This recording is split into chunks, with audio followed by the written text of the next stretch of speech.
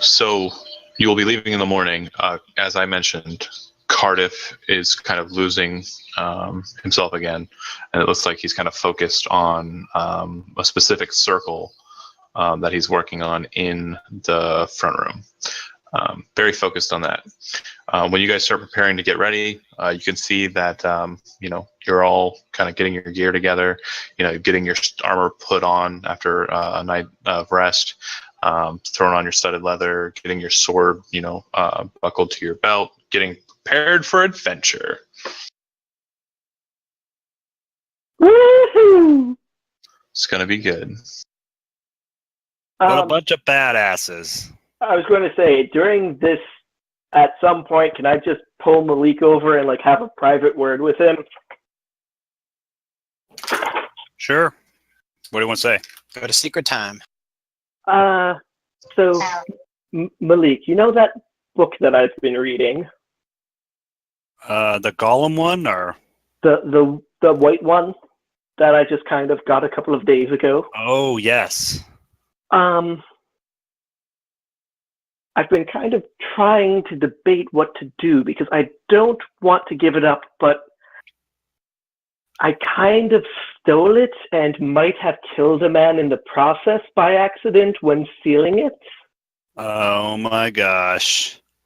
So I'm slightly conflicted about what to do in this situation and thought you might have an idea. Yeah. What are you? There's definitely a problem with possibly killing somebody stealing a book. That's a problem. Is this something that you think? Were you thinking about showing it to Cardiff, or what were you planning on doing with it? If what was your thought? I've already showed it to Cardiff. I kind of want to keep it because I'm trying to understand, what's going on with Cardiff, and this book might be a bit of a key in that direction. Okay. So I might be able to be in the long run a help in terms of figuring out what's going on, which is why I don't want to give it up. But as I said, I'm slightly conflicted because of the whole me teleporting out of there while carrying the book and this guy's arm getting ripped off and going with me while I'm teleporting, and he might have bled out on the floor thing. Oh, great. This is going to eat at my conscience now, Are you telling me this just because of that, or do you seriously need my help?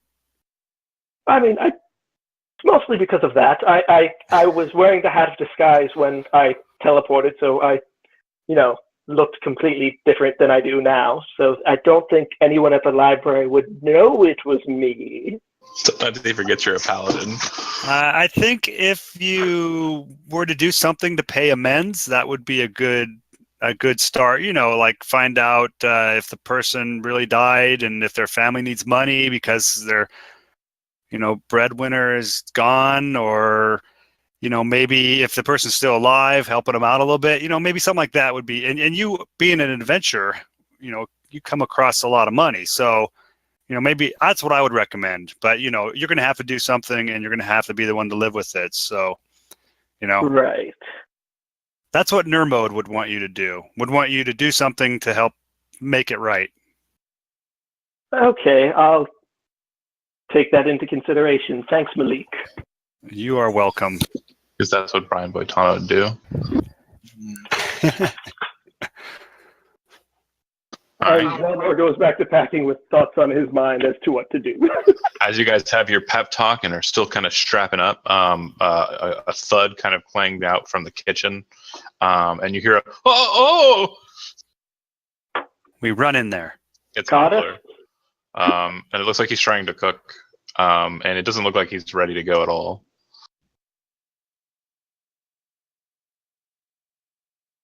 He doesn't look like he's ready to go at all? Yeah, it looks like he's trying to prepare breakfast, but he's making a mess of it. All right. Well, I'm going to go over to him and say, we got to move quickly this morning. So why don't you grab your stuff and get ready to go, and I'll clean up this mess. Okay. We have pack rations. You don't need to worry about that. He kind of shrugs and walks over, and he says, "Well, listen, probably the last chance we get to have a home cooked meal. Okay. I'll get ready. And he kind of wanders off, and you can see he's getting himself together, and kind of looking around. He's got his clothes from last night. He kind of puts those on. Kind of looks around, finds a blanket, takes it, kind of does something really quick with it, and makes a cloak out of it. And then kind of like grabs just like an old sack that's laying around, takes it and kind of, puts it in his belt, and kind of looks at you guys with a smile on his face. He also has a dagger on, and also in his on his belt is a book, like a book bag, like a small book pouch, and in it is his journal. All right. Have you been on many adventures, Hopler? Just the one.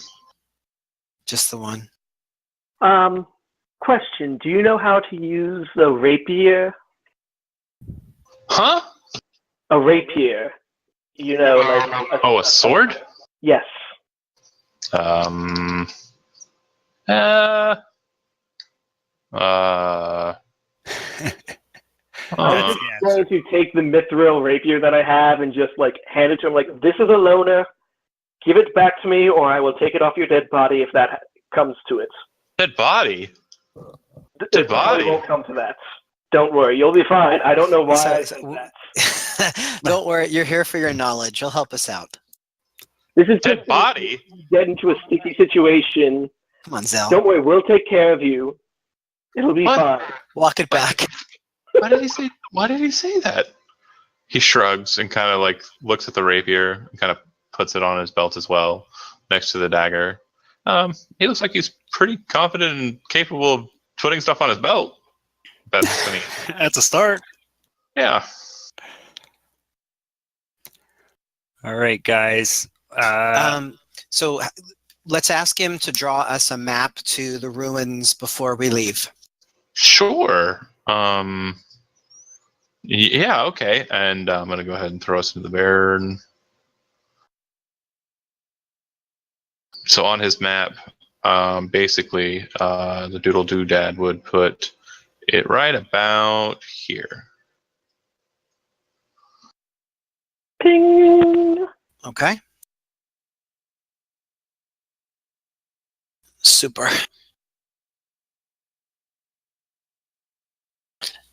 Then would we know the best way to get there from our current location? It's kind of close to the same direction that Renka was kind of chased, but that was more over here. Mm-hmm. Was it anywhere near where it looked like that cloud of cold was coming down the mountain? Yeah, it would be a ways away from that, but kind of in the same vicinity. Right.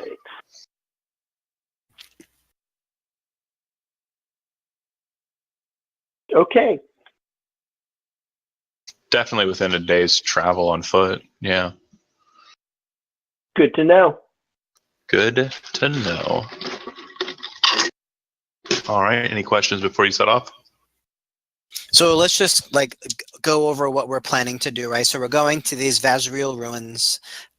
We have a key that we found at Hopler's museum, yes? The Eye of Daerlethoth. Right. Yep. And you are told by Hopler it's a key, but to you it looks like a rod or some kind of magic like scepter. Rod. And Hopler had been there before when the Silverfangs were there, is that right? Right. This is where the Silverfangs went to get all of their treasure. And do we expect to find any particular treasure there? I mean, he says that most of everything that they found was taken, but there must be a reason why Dante Blackhand wants this thing, so he presumes that it's probably still there. There might be something different, especially when Lena saw Daerlethoth, but in this place he's called Daerlethoth. It's confusing Cardiff quite a bit. Or not Cardiff, sorry, it's confusing Hoffler quite a bit. And he thinks he has an idea. He thinks there might be something to it. So I know Lena is invested in this, but she's not here right now, right? She is in the place. She's still sleeping though. Hopla, also, you went there with the Silver Fangs before. What sort of, creatures did you encounter while you were there? Inside, or do you mean Inside, outside, all around? Well, there weren't any monsters, but there were traps. Okay, what kind of traps are we talking about? Like pits you fall into, or things that shoot poison darts at you? He kind of pulls open his journal and kind of sits down and kind of starts scrolling through it. And he goes, can you see me on camera? No. Yes. Okay. The Hall of 1,000 Teeth. That was the main trap. It was a bridge across a waterway that led to a door. And when someone stepped out to it, hundreds of blades and traps and spikes and the like came down, smashed into the place. There was an activation switch on the opposite side, but there was no way you could get across. The water was pushing towards you, so you couldn't swim up the way, and there was no way to... I think we've got that one covered, probably.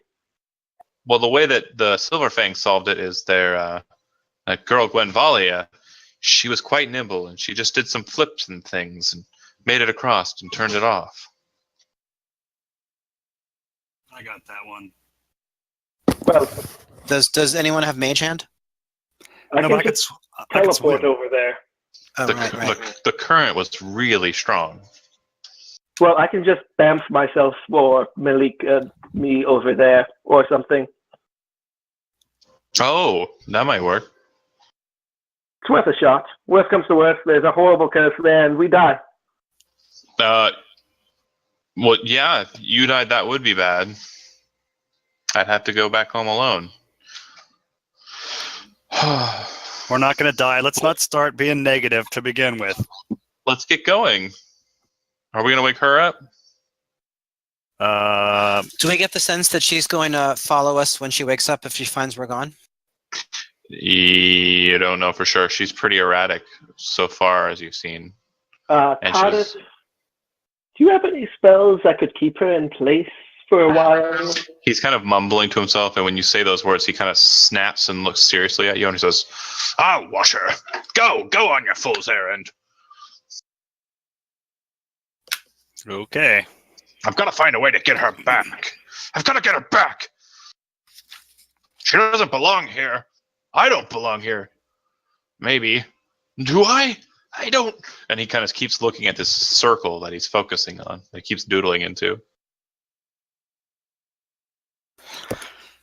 All right, do you guys think he'll actually do a good job watching her? I think he will. I'm fine with that. I'm good. He's my pet. Nice. Pep, the step pepper. So you guys are gonna head on that way, yeah? Yes. Yep. All right. We'll head out. I would like anyone to make a survival check. One person being the leader type, and I'll do that. Okay, good. Because I was gonna say dibs on it not being me. My survival is terrible. How everybody else's character portrait is their character for this game except for Andy's. I know. I forgot to switch my. If I switch my profile picture now, it won't show up, will it? I'd have to refresh it on my side, but yeah, God damn it's it. fine. Whatever. I could. I mean, it's right there. But I'm just saying, thanks everybody else. Oh, I screwed up that survival check too. You guys head on that way, and Hawk keeps getting kind of belligerent because he feels like they're kind of lost and walking around in circles, and he seems to be kind of approaching Hoppler in a very negative fashion because he's getting really tired of Hoppler's mannerisms. Hawk's never been a really sociable guy, and Hoppler even less so. But it's kind of one's aggressive and one is not. So Hoppler's kind of like turtling himself socially because of Hawk's attitude, and is really not talking as much as he was initially. God damn it, Hoppler! Which way? That's exactly right. And he keeps on kind of like, hold on. The Hojo, What do you want to know about beer and the Just get us to the Basriel? ruins. The ruins, right, of Daerlethoth. The one who was bitten.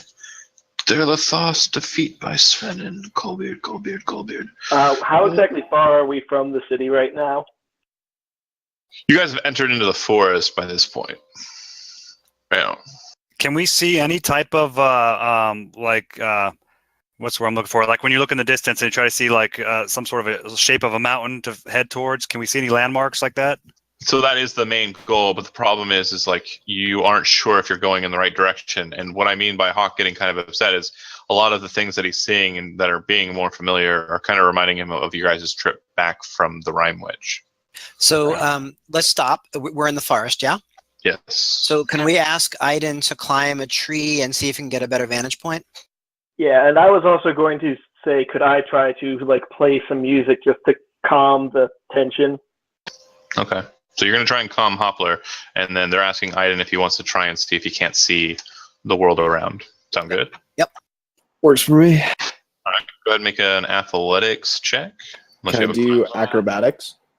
The trees are close enough that I'd allow it. You can kind of Super Mario up the trees. Yeah. So he kind of bounces from branch to branch. Plus 12.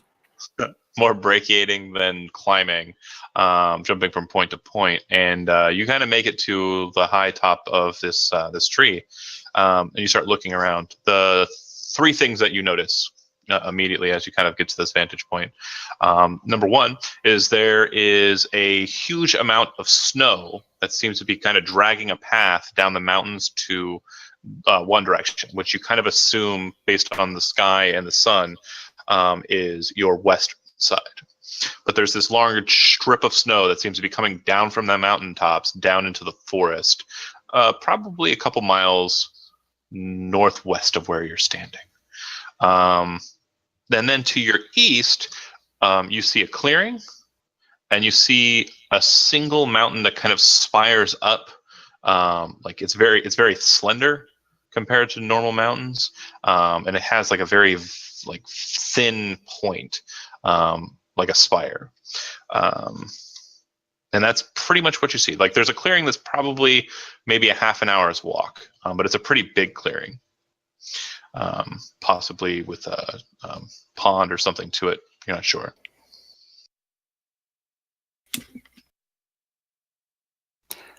So he describes that to us when he gets down? Yeah. Okay. All right. Can you, hopefully you can lead us in that direction then. Spire. That would be the Raven's Needle. See here, the warring tribes. Well, if we travel that way, and he kind of starts showing you a map, but it's pretty much hodgepodge, and there's like a lot of stuff written on it, which you can kind of see here. This map is kind of a mess. Oh, hold on, a mess of just doodles and X's and weird marks. But I need. He's calm, and he's having this conversation with Zelbor, really. So either Zelbor or Hawk, because I'm sure you two are both paying attention. Make a survival check. Zelbor, you want to do?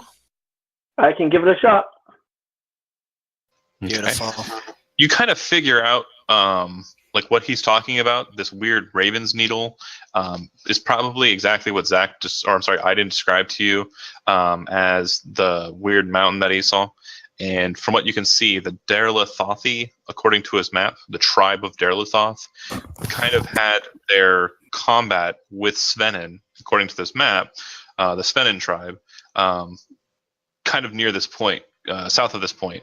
And it's possible that that clearing might be a site of one of the last battles. And that's not too far off from where the tomb of Daerlethoth, which the Silverfangs had investigated, is located. You were pretty sure you can find your way. Right, let's go this way. Do you want to approach the clearing or circumnavigate it?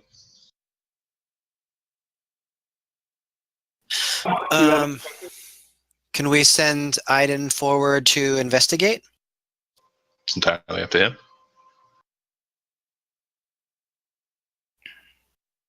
You What want to time skip? of day is it? It's actually about mid, sometime just after high noon. Okay, Wait, then yeah, I have no problem with that. Okay. So you guys approach, and then Aiden approaches onward. When you get to the clearing, it's kind of a false clearing, and you kind of realize it's a very strange sight indeed. It's probably about 500 feet in radius, but not like a perfect circle. And it looks like the center of it kind of craters down in, and all of the trees that would be around it, around that bowl, are dipped in. Like they're still growing, but they're growing inwards towards this bowl of the crater. Basically, what it looks like is it looks like the ground sunk down, kind of from the center outwards, and as it did, the trees kind of fell inwards. Does that make sense? Yeah. Okay. You could probably find your way. You especially could find your way across the clearing by kind of just going from the tree, like walking up the tree or across the tree rather, and then jumping to the next tree and making your way across. But going down into the bowl looks like it would be more of an issue because of branches and also because of steepness. You'd be rolling through brambles effectively. I got you. Is everyone waiting for me to like come back and report, or are you just gonna catch Yep. up to me? Then yeah, I'll do that.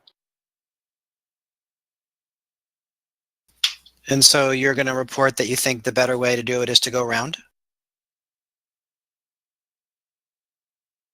Yeah, I think for everyone's sake, maybe, or specifically like Hopler's, probably. Right. Oh yeah, when we were here the last time, that's what we did. We went around. Gwenvalia, she went across on her own, but yep, we went across. We went around. It wasn't too far from here that we faced off against a fiend of a red dragon, and that's when oh well that's when Bulwark died. Good to know. That's when Bulwark died. I doubt that a dragon would still be here, though. Have you ever heard of Bulwark? Well, we killed the dragon. Well, I didn't. They did, but Bulwark died. Who is Bulwark? He's one of the Silver Fangs. He's what they call an Undaunted. He was my guardian, and he joined the Silver Fangs at the behest of Anton Enkenbrandt. He was a mighty construct that I still have at the museum, but alas, the soul has left it. Huh. That's very sad. Yep. Do you have any other memories of the time that you went when you were here? Anything else we should know? Oh no. Well, it shouldn't be too hard to find it from here. He kind of says as he kind of starts walking around the way, like off on his own. He kind of stops and he looks back and kind of waits, like sheepishly, for you guys to follow him. Yeah, let's do that. All right, I'll follow him. Sure. He kind of pulls out his book and is kind of going over notes, and it's specifically that map page still. And then he kind of stops at one point, kind of looks up to the sky, and he goes, "It's this way." And he kind of points off. And you can see that like what he's kind of tracked to is a point where a couple of trees look like they kind of formed a specific shape, which he has drawn in his book. And like if you turn and look from the direction that he did, you can see the spire perfectly through the trees. That's simply inspiring. Ah! Hopler gets a good laugh out of that. Apparently, he's a fan of the dad puns. You guys continue on for a ways. You get to a point where you see that the Raven Spire is kind of off in the distance, and there's like a grouping of smaller mountains like around it, not more cairns really, at the base of that spire. And one such one kind of like looms out of the forest to you, but you can hear the sound of rushing water kind of coming down from this cairn as you approach it. And he says to you, yes, we came during the end of winter, so there wasn't much of the waterfall to it. I wonder if the waterfall is concealing the path now. Very strange. Well, we'll see, I suppose.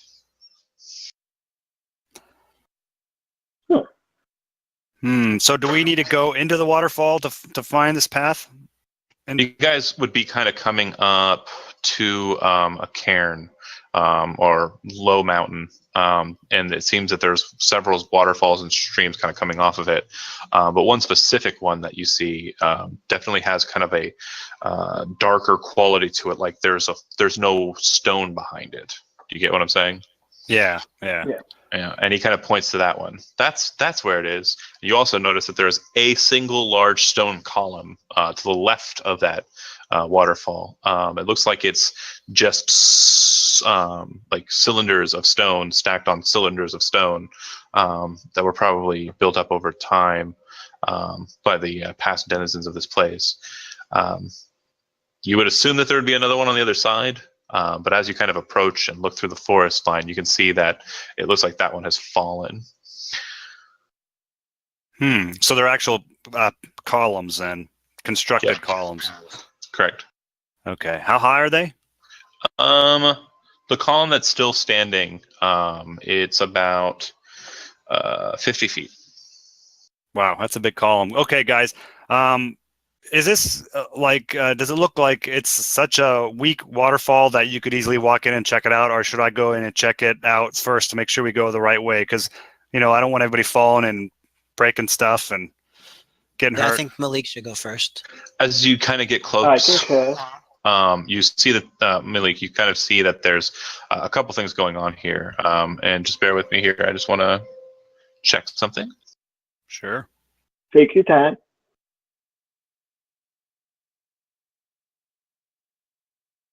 I'm glad I got the Frogman option with my character. Nice. Yes, that is useful. Like G.I. Joe Frogman. G.I. Frogman. And knowing is half the battle. Right. Right, kids? Oh, dear. Oh, dear. We're just trying to fill some of the quiet void for the streaming, I mean, you gotta fill it with something, so you might as well fill it with bad humor. But he's got to lose viewers. Yeah, which will most likely be ourselves. It really is. Zach, it's good to hear you again. And it really is just Andy. But okay, yeah. You guys can see the map now, yeah? Yeah. Yep.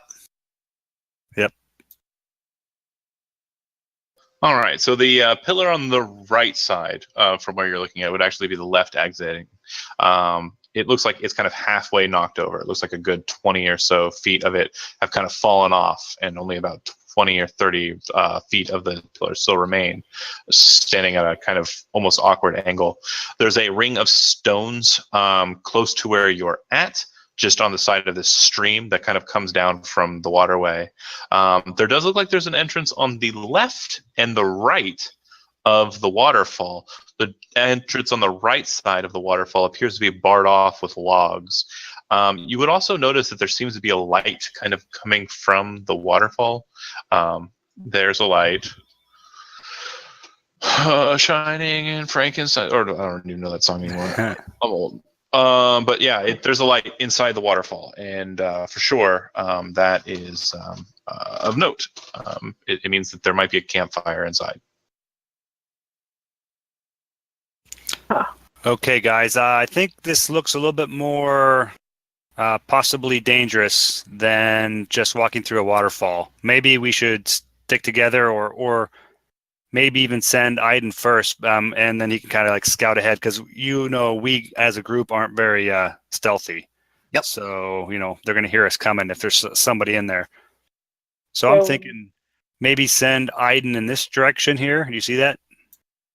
No. I am not seeing that either. No. Oh, that way, towards the entrance. Yeah, there are two. There's one on the south side as well. To the east. Okay, to the north and the east. Yeah, sending him. I mean, yeah, not all the way direction. in it. Maybe just to kind of peek in it first and see what it looks like. I don't want to send him in there by himself, without anybody, unless he wants to do that. But well, I might have an idea for that. Can cast invisibility on him. And myself. That's pretty. I've got no dark vision. I just want to remind everyone of that. I thought you had goggles of night or something. Well, Nope. it looked like there was a fire back there because of the light from the waterfall, so hopefully you'll be able to see. Yeah, true. And if you can't, you can always just grab my hand and I'll lead you, because I do have dark vision. Hopler kind of shrugs and kind of then very, very harshly, surprisingly harshly, just shoves his hand like right into Hawk's pauldron and like pushes him like to get his attention. But it's sudden and out of nowhere.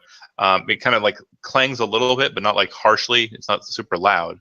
But it's definitely a bit more muscle than you were expecting, or he just caught you off guard and you weren't expecting it. He kind of shoves you. What is it? Do you still have the wand or the rod? I do. Give me it. Why is that? No, I'm going to hold on to it. Give me it. What do you want it for? Well, give me it. I've got to open the door. And he points over at the standing stones. You can't go in if you don't. If I Great, don't open the door. Let's go over together. Oh, You want us to move over as a group? Or just you two?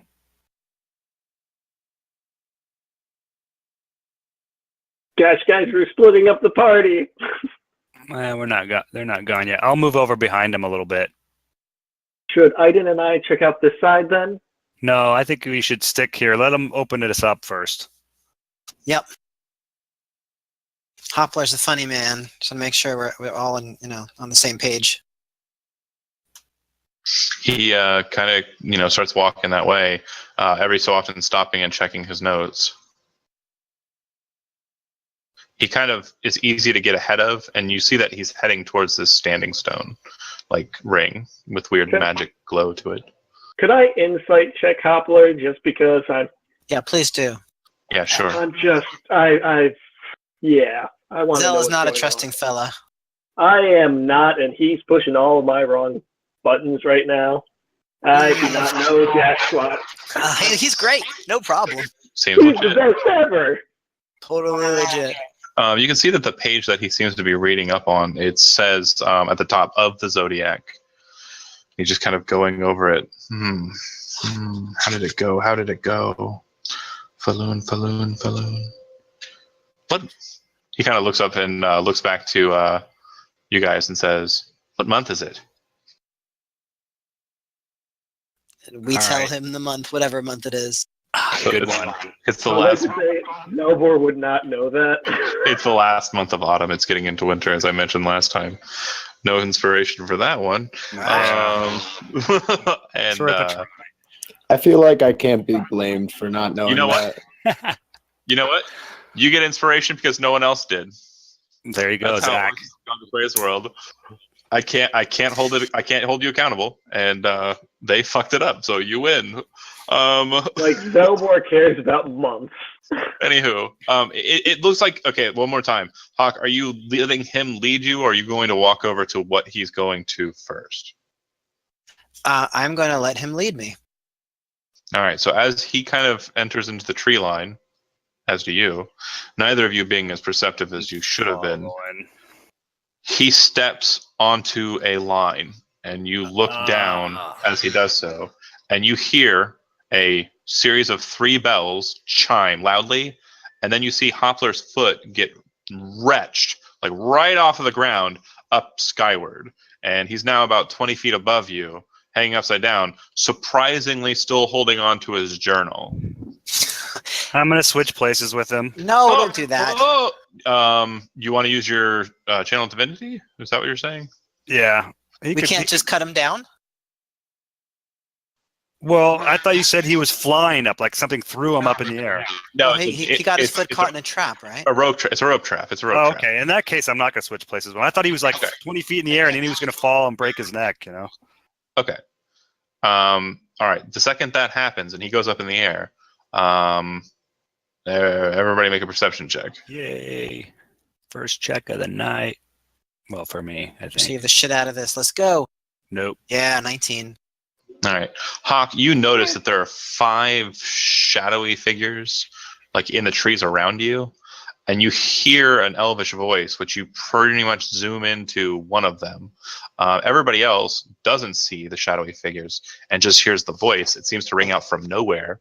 And in elvish, it says, "Who are you and what brings you to this place?" It sounds demanding, So but at the Hawk same does time, not speak Elvish, but he will definitely motion to Aiden and Zell I to speak come it. over. I speak it. I say, we are from Stormloft, the city over there, and point to the direction. We are here looking for something, and we do not mean you any harm. Please show yourselves. okay. As you say that, you see the 5 figures come from behind the shadows, and you see them more clearly at this point, Hawk. You were able to recognize they had big, pointy, elvish ears and pretty stark white hair from what you could tell. But as they enter into your sight line, you can see that their skin is onyx black, and their eyes Drow. kind of like a brightish red. All of them are wearing kind of dark garb, but it's a dark green cloak.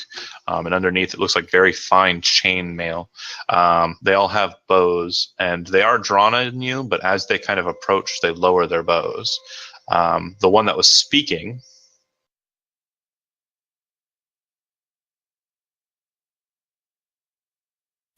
just so you guys don't ask where they're coming from. Mm-hmm. Thank you. Seems to be the one. Magic missiles. The one up front, and he, as he puts his bow away, he places his hand upon the hilt of his sword, looking to Malik, and he says, "This place is currently a host zone for Makema. We pray to her here because the magic of the dream is strong in this place. We would ask that you leave with no hostilities, unless you have a purpose that we agree with and would decide is something that would allow us to break the dream." Well, I hate to interrupt your dreams or break any dreams. Make a religion check real quick. Sorry. All right, before I get some knowledge here. Well, Okay, out of character, you guys have some beliefs on how drow work that are false. Whoa! Oh. All right, you ready Killed for it. you ready for a drow tutorial? Yep. Go for it.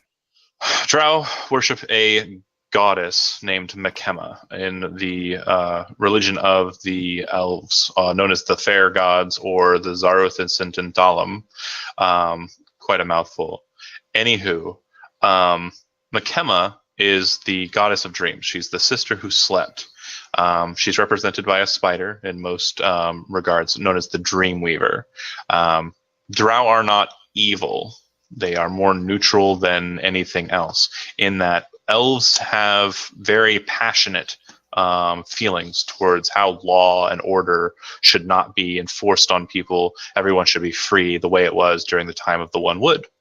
Elves are a free and kindly people.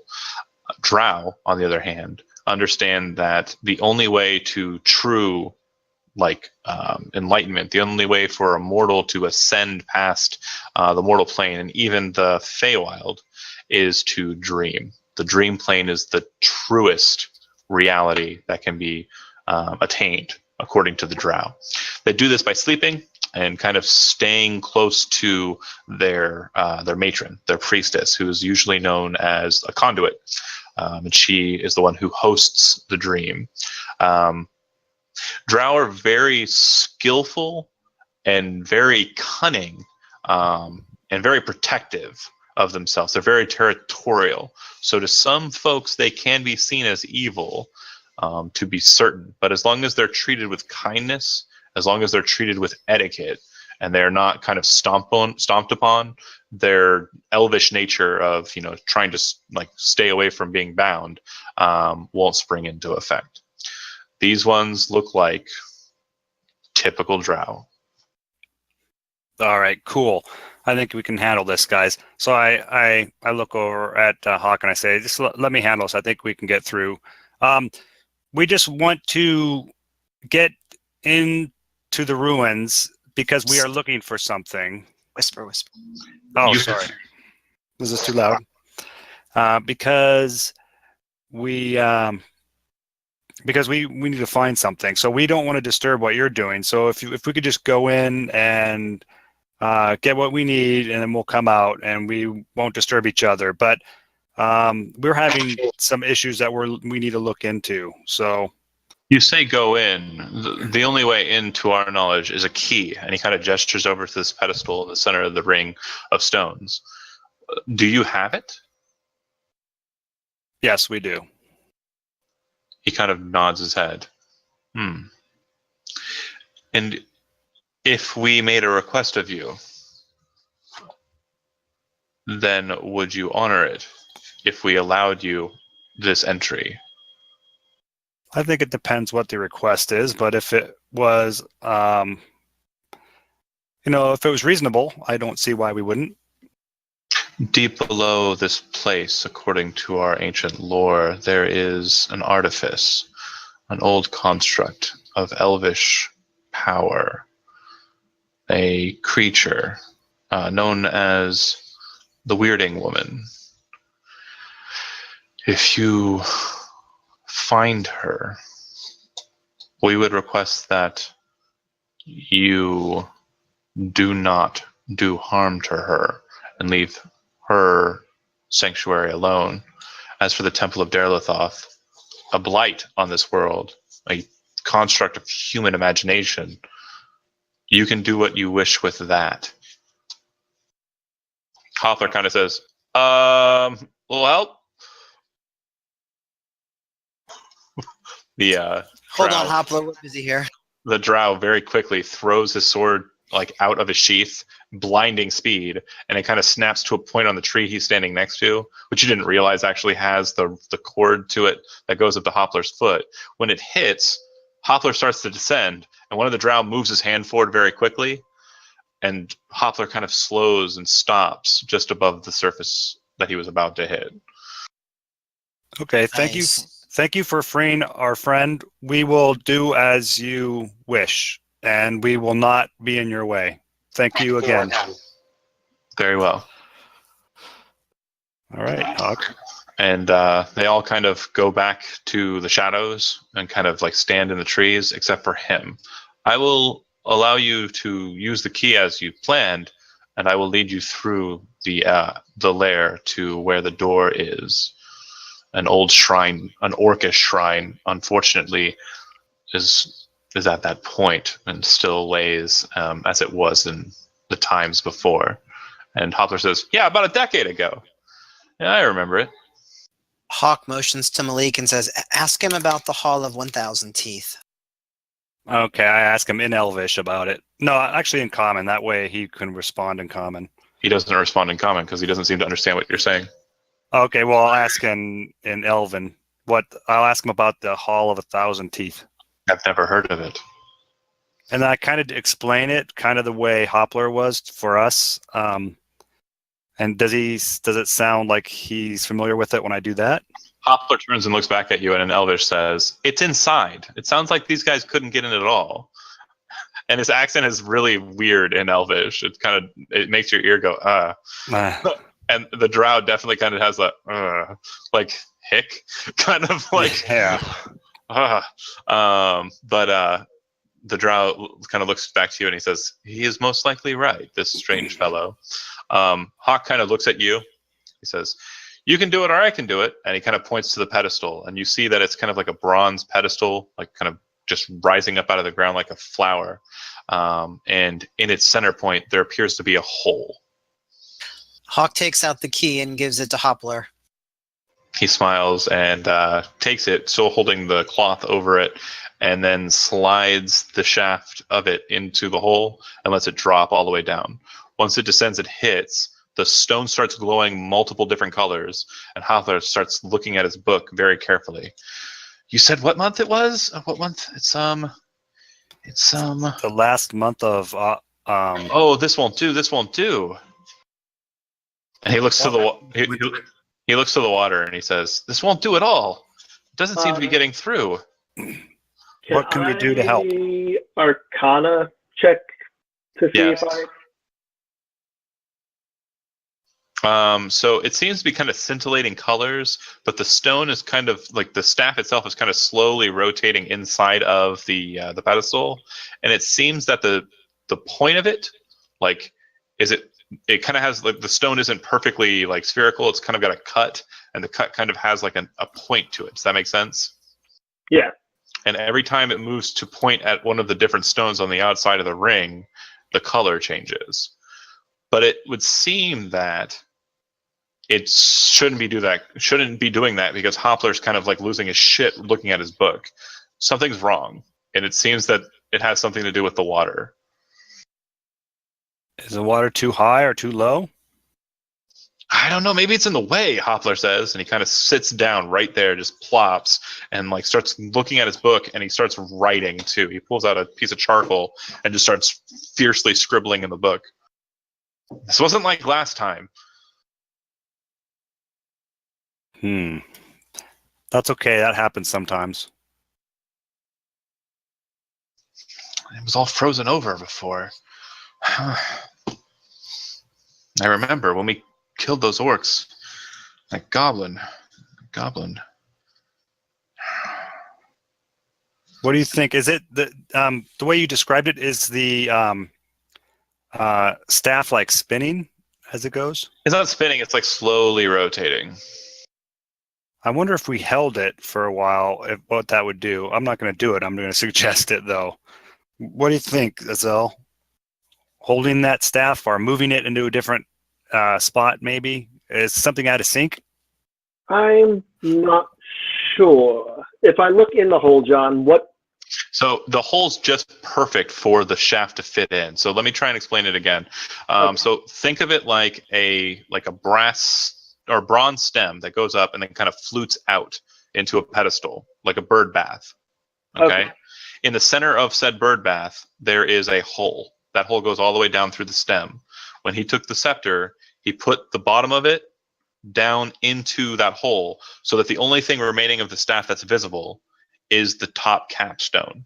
The capstone has kind of an angled point to it, so it kind of looks like a pointer from the top down. And it, once placed in the hole, started glowing colors and spinning slowly inside the pedestal.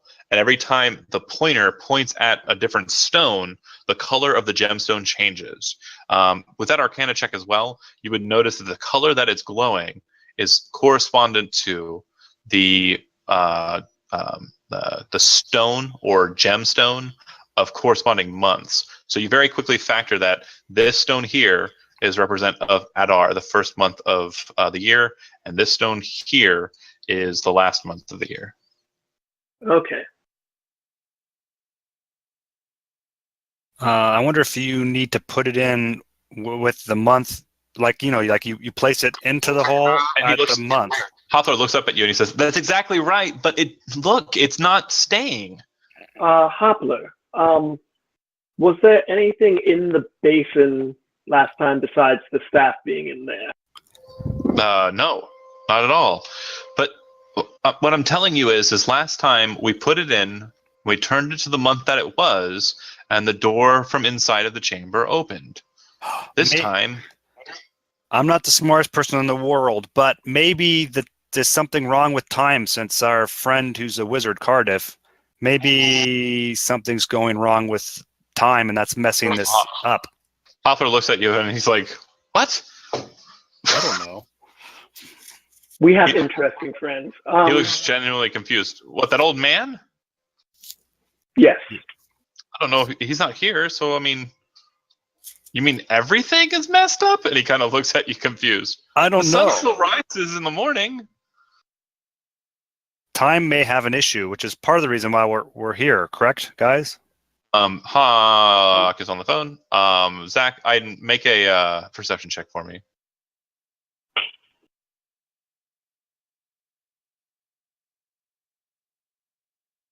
Okay.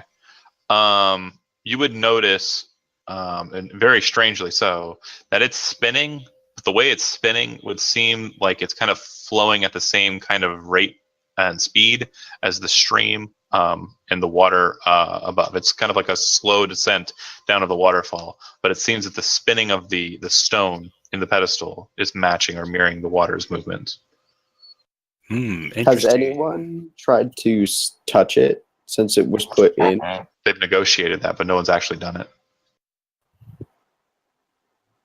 Come on, Aiden. This is how you can I either know. get Son of a blown up bitch. into pieces or... Yeah. Gonna be the guy? Okay. Yeah, I'm gonna be the guy. All right, so when you grab it and kind of stop it in its place, it kind of shakes in its setting, and you can feel like it's wanting to move. And it doesn't seem to like hold or stop, but it seems to be kind of like just kind of jostling inside of the pedestal. The stone's color does stop, but it seems to be kind of, again, wanting to continue its spin. The feel of it is like you're trying to stop something from kind of going downstream. Got it. Is it like too hard to hold for any period of time, or No, you're able to stop it just fine. Okay. Then I'll look at Hoppler and say, which stone should it be pointing at? Well, it's supposed to be this month, so it would be the. What is today? What month is it? Oh, it's the last month of autumn, and so he points to here. Can I turn it so it goes there? Yep, you sure do. And once it kind of sits there, it's still kind of moving in your hand. It doesn't. It feels like it's trying to settle, if you get my meaning. Mhm. But it's still kind of wobbling out of your, like, it's kind of it's you're able to hold it there, but it feels like it's not settling. Like there might be, like you might be right, it might settle here, but it seems that whatever's causing the thing to move is also stopping it from kind of settling. Malik, do you want to hop into the water and see if there's like a, what you call them, the water wheel thing in there? I could.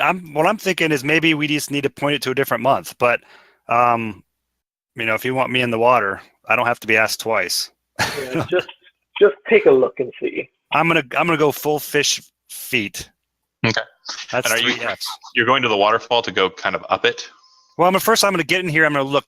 Yeah, because this actually looks like it's pretty shallow in some spots. But It's only about 3 to 5 feet, so you're not going full fish mode unless you're like kind of getting into the center of it, and then you kind of flush out to the waterfall, and the waterfall is coming down at a slow enough rate that you can kind of swim up it if you were to try.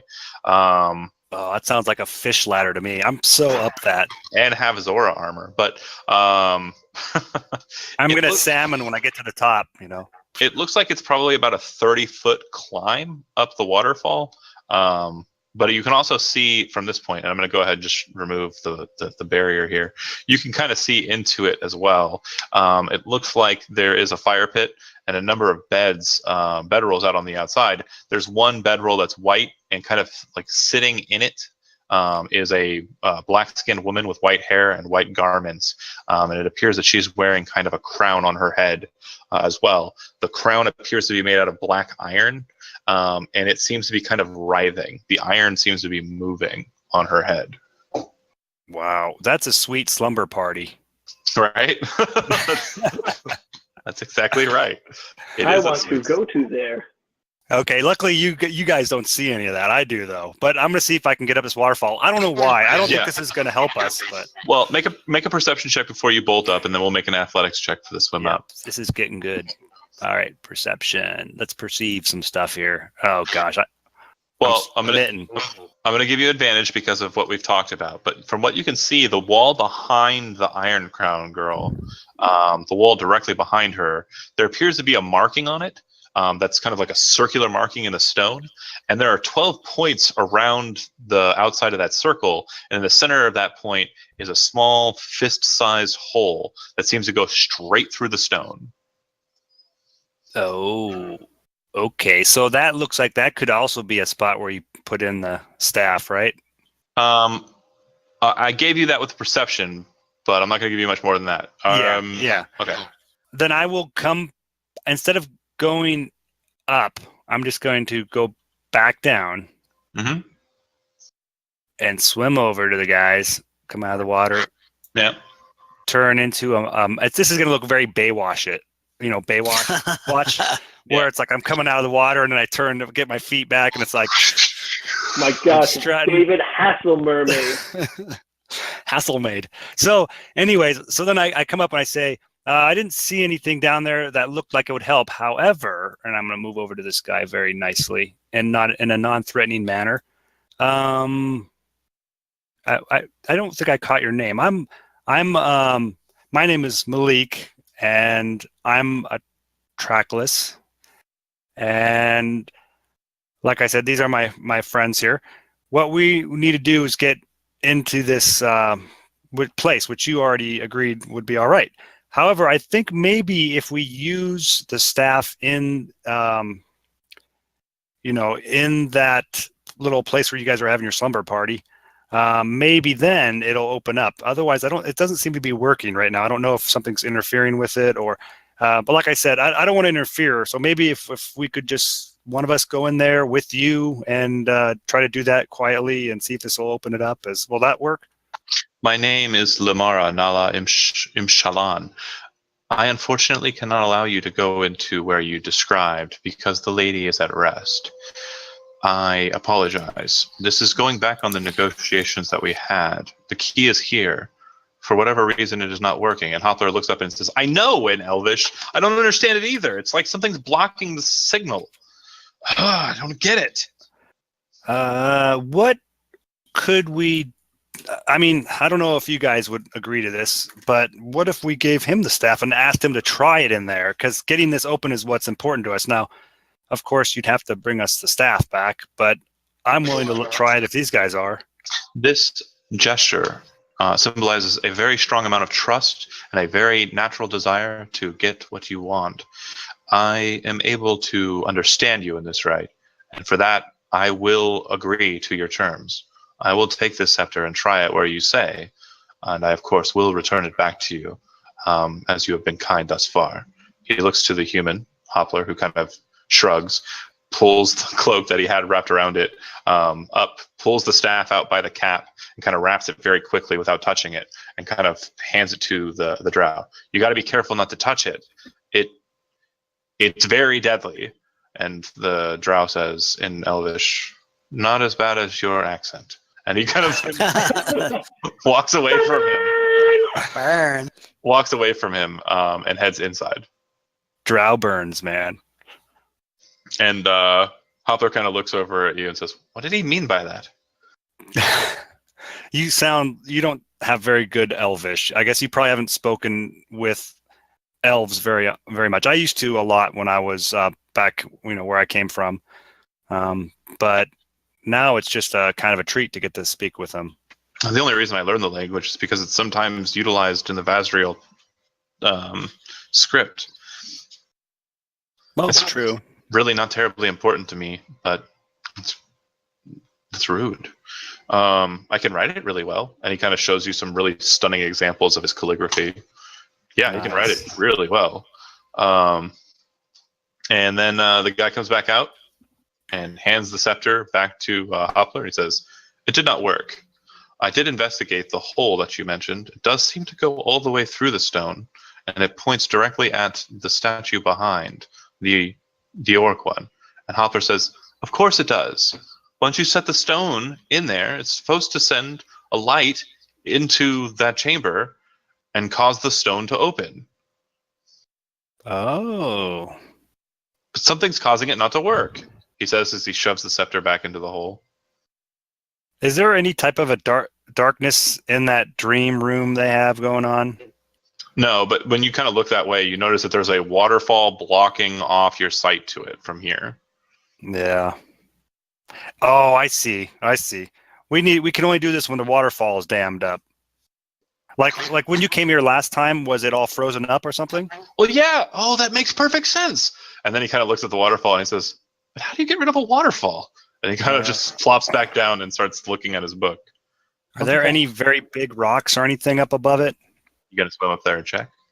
I'm gonna have to, I guess. All right, I'll go back up. I'm gonna go all Baywatch. Make an athletics check to see if you can swim up the waterfall. This is gonna be fun, guys. I agree. Athletics, I agree. Oh my god! I fall down. Magic carp on the fucking shore. Take 2 points of damage. Sweet, guys. It I does. hit ground. It does look like the column might be climbable, like physically climbable. Can Hawk try that? Yeah. Oh, wait a minute. I think I'm a special athlete. I'm like a athletic guy. I have a feet or something. So I should be able to climb the column. Hawk's already called it. You failed. Moving over to him. Hawk, go ahead and make an athletics check. See if you can't climb that column. So right there? Yes, sir.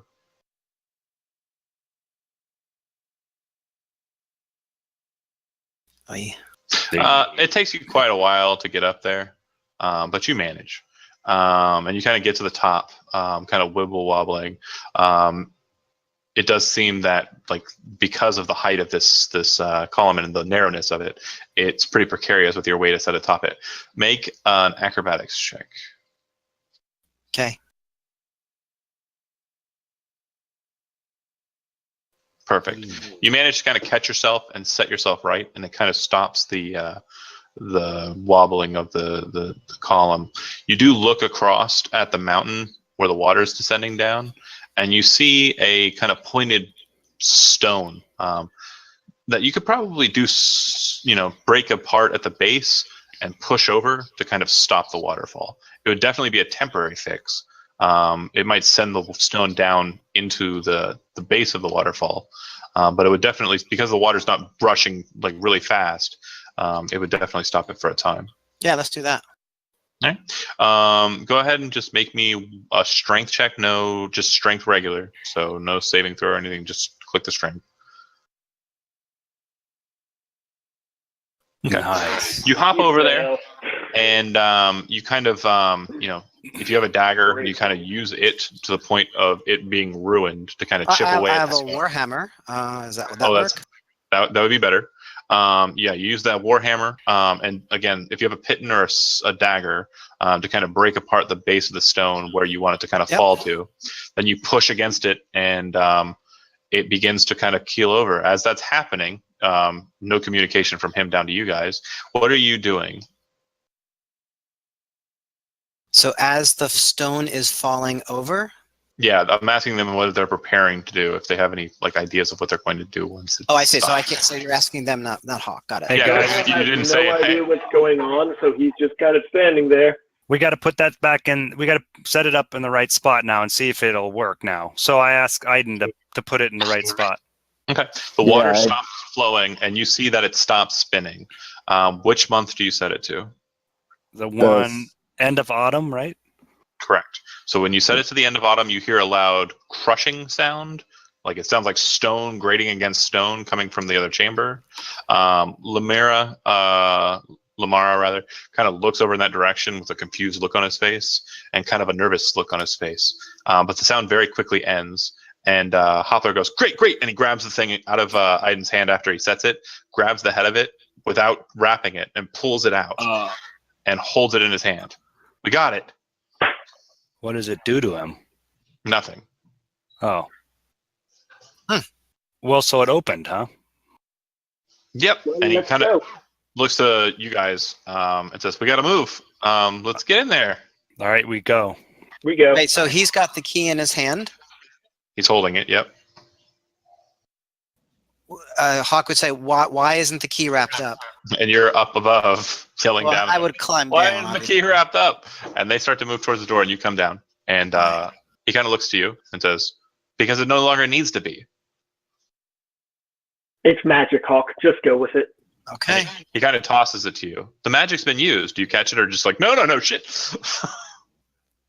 I'll catch it, sure. Yeah, it doesn't kill you. Okay. Your leg just falls off. So I'll take the key and I'll put it in my pack. He smiles. Good. He gives you a thumbs up. Hold on to it, because we might need it inside. Or not. I just know that when we used it last time, it didn't really come into play at all again, but And he kind of walks with you guys to the back of the chamber. Follow me. All right, thank you. People aren't following. Sorry, I'm zoomed in too far and not on my character. There's a drow sitting on a bench. You guys walk past him. We're not. Don't bother anybody when you're here, guys. Don't touch anybody. Don't touch anything. Don't touch anything. Don't make me pull this party over. There's a large set of double doors on the north wall there that you can see. And it looks like there's a lot of old desiccated corpses that he kind of was walking into here. And a giant shrine of slaughter. The stone statue, again, not something that I can kind of do with this this thing, but has kind of slid away to the side, and behind it, that weird stone behind it, directly behind it, actually broke open to descend down into a stairwell, or stairway rather, down into the hole. And you all would have walked past and seen the strange lady with the weird moving crown. Zelbor, don't bother her. I actually went around the long way so that I wouldn't. Good. Very good restraint. So it's a 10-foot wide passage down. I want you guys to go ahead and form up. I'm presuming that Hopler will be in the back, but go ahead and place the first person here. I think I should go in the extreme back, or no, maybe I'll go. Maybe Aiden can come up closer to Hawk so we can check for any traps or anything like that. 10 foot wide. So Hawk would be this. This is the front. So if we're forming up. Okay, we'll do this then, guys. Is that what we want? Sure. It's all right with me. Yep. All right. Don't move. You're all dead. Yes. Yep. We're all dead. What happens when a white guy and a blue guy and a red guy and somebody who can be anybody walk into a dungeon? a white guy, a red guy, and a blue guy, and a guy who can be anybody. That's a perfect description of this party. All right, so it's really dark. So those of you who have dark vision can see. Those of you who do not have dark vision should not be able to see. That said, I would ask that you tell me what you're doing about the lighting. We need to light a torch. Who will have the torch? I have a shield, so I theoretically could hold one with my shield hand, but If you have dark vision, I'd rather you not be the one who has the torch, just for simplicity. Why don't we have Hopler hold the torch for the moment? Okay.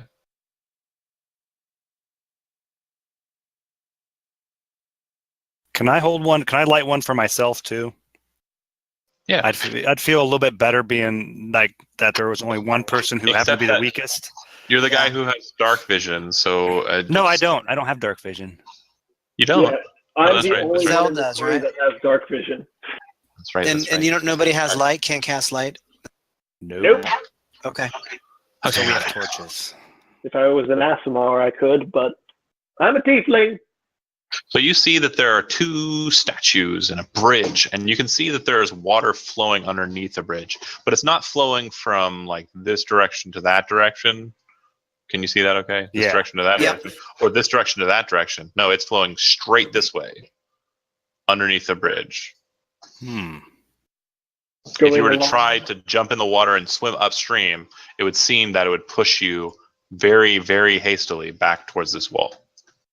All right, I don't think it's worth it to swim in there at the moment. Probably not. I don't feel compelled. All right, do you guys want to advance slowly? Yes. All right, we'll stay in formation, but slowly advance across the bridge, looking for traps and anything else that looks bad. Hopler starts yelling, "No, no, no, no, no, no, no, no, no, nope, nope, nope, nope, nope, nope, nope, nope." And he kind of says that, and as you guys start to move, and he like reaches down, he says, "Oh, okay." Is this the 1,000 teeth thing? He takes a rock and he throws the rock out onto the bridge, and this happens. Oh no! The junk. The bridge explodes! Oh, God. Whoa! You see a guillotine blade slide out from the walls to the side. All of the swords on the hands of the statue start swinging in a perfect, like, rhythmic pattern that's very hard to kind of catch on to. And just beyond that, it seems that from the ground rises up this spinning, churning, spiked death trap. And it all makes this scything, kind of sheathing sound of just metal on stone grinding in a perfect sing-songy, just beautiful, melodious way. I bring up my bagpipes and start playing in tune. It's the 100 teeth or whatever. Okay, guys, maybe I will swim this then. Well, no. We talked about Zelbor, teleporting there. Yeah. Right. How close can I get without getting whacked? So this or this would probably be the last safe places that you could stand. Sorry, do that again. I didn't see that. Like there. Okay, there's probably the last safe spot. Yeah. And you'd be like inches away or maybe a foot away from this scything blade. Okay, I'm just going to go right here.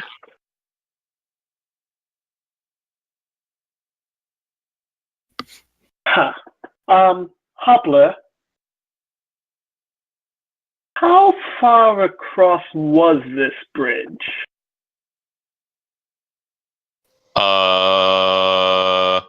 He starts looking at his notes.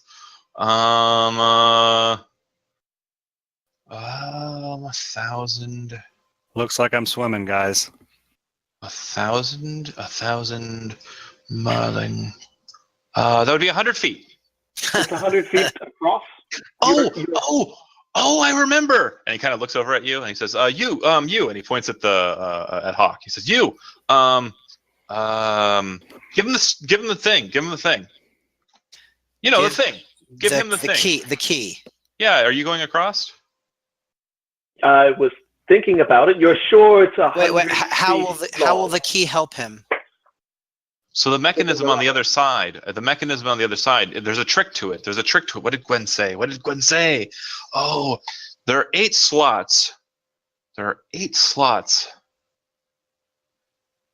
First the fangs, then the sharp back teeth, and then the front spiny. You have to press them in a specific order, or put the thing in a specific order. Touch it with a stone, she said. Hopler, how? Okay, quick question. 2 quick questions. One, again, you're sure that the bridge is 100 feet long? Like if I go 105 feet, we should be fine, right? And he shows you his drawing, and he says, yes, it's 1,000 meghans, and he says that word kind of strange, which is a measurement, a type of measurement that translates to would be 100 feet. 2, do you trust me? Sure. Then stand next to me. And he's standing next to you. I grab his shoulder and teleport us 105 feet in this direction. Holy crap. Right about there. Should have taken me now. I'm taking the one that He knows things. Cast teleport. Holy crap. Cast it. I was Yeah, going to I fire need an to read arrow to make sure. Well, there's only one way to test it. Give me a second. Opening character sheet. Yeah. Yeah, I need to read it because you might have fucked up. Oh. Might have killed yourself. Oh, God. All right, you teleport yourself from your current location to any other spot within range. You arrive exactly at the desired spot, 105 feet away. It can be placed, you can see, one you can visualize, or you can describe by stating in distance and direction, which you did. If you would arrive in a place already occupied by an object or a creature, you and any creature traveling to that place each take 46 force damage. Roll 46. Actually, no, better still. Roll a percentile. Hold on. Well, wait a second. I'm going 105 feet. If the I bridge get is 100 feet long. I get you. He was wrong, maybe. I get you. Okay. Roll a percentile die, you said? Yeah, roll a percentile die for me. This is going to be interesting. I've got a number in my head, and you nailed it. Okay, good. Under 20. So you teleport 105 feet exactly, just exactly from kind of the back of your square, and you appear, and your nose is literally touching a door. If you had teleported even an inch more, you would be inside of that door, getting force jaunted back to your original position. Well, that was lucky. You should have said 100 feet. Well, he said the bridge was 100 feet long, so I added an extra 5 since we were 5 feet back. It's exactly 100 feet. He didn't lie to you. Okay. But yeah, you appear, and it's like your nose is literally just touching the steel of that door, and you're just like, oh. And Hopper kind of looks at you like, and kind of like walks over here. This is it, and he points at it. Oh, I never really looked at it before, and he kind of just ignores you and starts drawing in his book. Looks like he's drawing the mechanism. Hopler, can you use the key and... Oh, okay. And he kind of stops drawing, goes back to the page I hand him the key. with the description, and you can see that he presses it in a fashion. It kind of like hits the bottom left, and then it hits the bottom right, and then it hits the back 4, and then it hits the front 2. So it would go fangs, the back sharp teeth, and then the front blade teeth. And once he does so, the door opens behind you. Fangs, molars. Yeah. You know the names of the teeth. I don't right now. But once he does that... Wait a second. What was the order again? It was fangs, molars. I just want to make sure I get What are the front teeth called? These front four? Incisors. I always get that one. I always can't remember that. Okay. Does the... 1 second. Okay.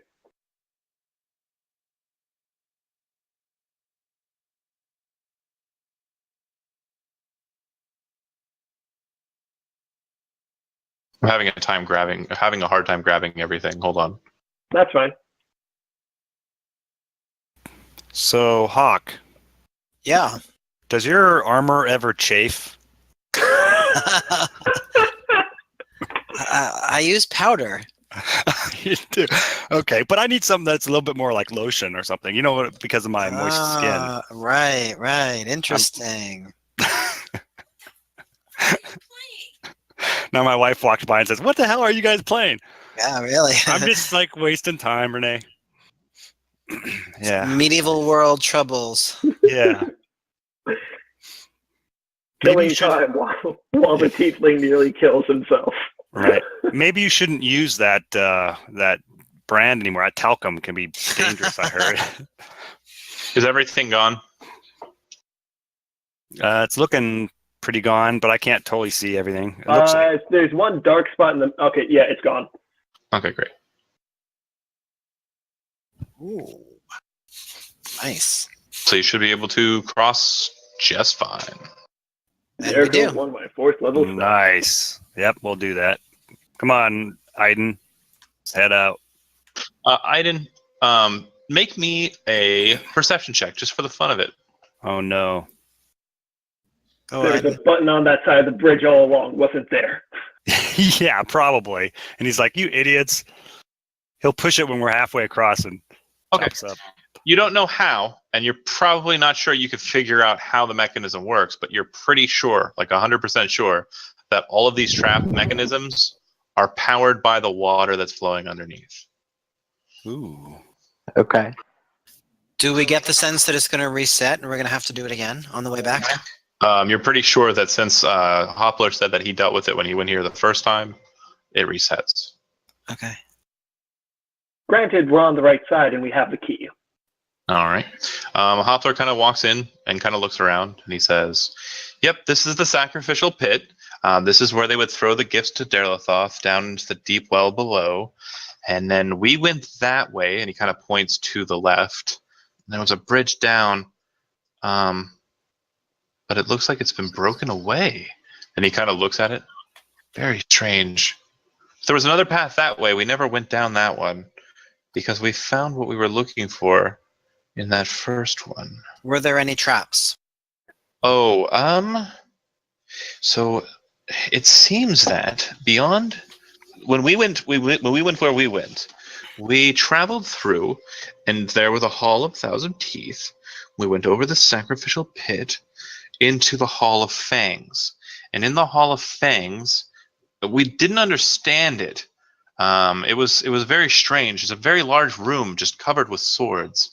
I can show you. It's just this way. And then he says, "But the stairs seem to have been knocked out by something." As he kind of says by something and kind of trails off, Zelbor, make a wisdom saving throw. Ooh. Son of a bitch. On the bright side, it's not like I've failed these before miserably in the past, guys. All right. So you kind of look off Wait a to minute, the he gets side. a bonus. He gets a bonus since he's within 10 feet of me. Okay. I think it's a That's fine. +4 bonus. Oh, It's wow. not a 17 total.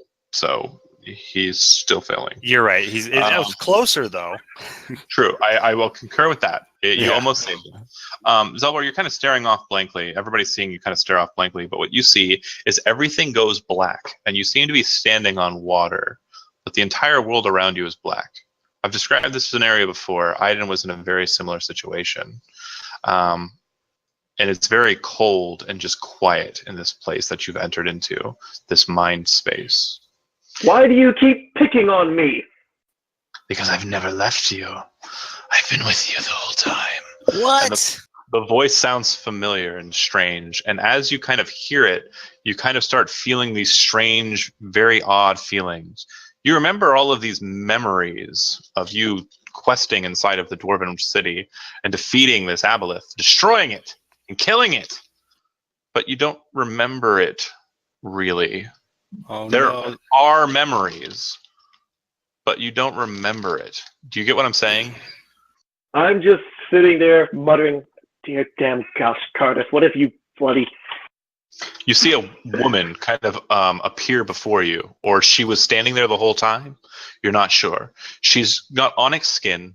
She has a white gown, and there's a crown atop her head. The crown is upside down, so that the spines of the crown are pointed down into her head. It looks like a spider is sitting on her head. And she looks to you, and she says, in Elvish, which you understand, correct? Nope. She says in Elvish, which you don't understand, but oddly, you understand what she's saying. She says to you, you knew Andruxel. I can feel that you knew her. My sister, Andruxel.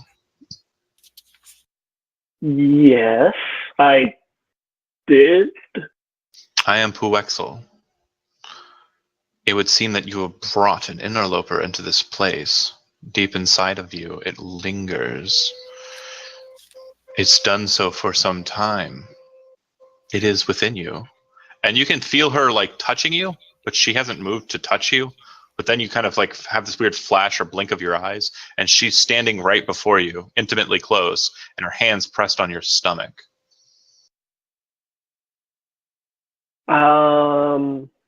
Okay, and am I the only one that has this? You have brought him with you a long way. For a long time, he's been with you. You cannot bring this to the weirding woman. I must force it out of you now. And then you hear the whole place start shaking with a voice. You will do nothing of the sort. I am the one in power here. This is my vessel. Leave this place. And she looks back at the darkness, and she just simply says, no. And as she does so, you feel this racking sickness start filling your stomach. And everybody watches as like Zelbar kind of looks at the wall, like just, he's been staring off for a little while, and you don't know what he's been doing. But then he just starts like shaking and convulsing. Make a Constitution saving throw. Yeah. +4. How'd you do? 18 total. Pretty good. So you do not lose this amount of hit points off the top of your max. You just are going to take about half. How's that sound? I just lose half my hit points? No, you take half of what I just rolled, damage-wise. I take half of that. Yeah, 9 hit points. You take 9 hit points. Okay, And that's okay.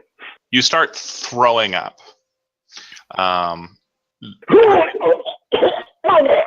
Watches as his throw up appears to have like a solid state to it, and it hits the ground and starts kind of flopping. And as it starts to like flop, it also starts to swell in size to a point where it's massive and behind you. I shouldn't have had Taco Bell. Wait a minute, do we see this too? We see like this. Oh yeah, this is in the real world. Yeah, this is not. Oh, shit. jeez. That's so gross. Thanks, Zell. It should Told pop you up not- any second. My Here. fault. I gifted up. I don't know why it's not popping, but it should pop up any second here. Wait a minute. If it pops up behind you, that's on the bridge. Turn the bridge on! Turn the bridge on! I don't know why it's not. That's so annoying. Yeah, You know I don't why? I think that woman banished him. Hold on. it automatically vanish vanished. if we had Cardiff.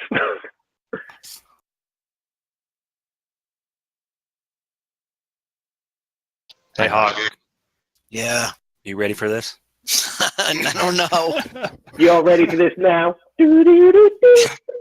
It's on. Like Donkey Kong. Please freaking load the token. There it Oh, goes. that bastard. All right. Oh, And he's right man. there. Yeah, Do you think it's weakened? it will be. Oh, I like that. I mean, it's been pretty well fed, so Oh, It's been eating Zelbor bait, mind juice. mind juice. Drinking his mind juice. He does have a lot of mind juice. No, all I right. don't. He'd be better off with Cardiff. Go ahead and roll that beautiful beam footage. Awesome. This is cool. But I remember, realize I'm looking at you already. Cardiff died. If you remember in this fight, like in your memories that you are having, or that you're not 100% sure, Cardiff died, and the scroll that he had on him was in your possession. Fair point. That was probably what brought this monster back alive. No, Oh, it's okay. it's literally been inside of Zelbor the whole time. Oh, Zell.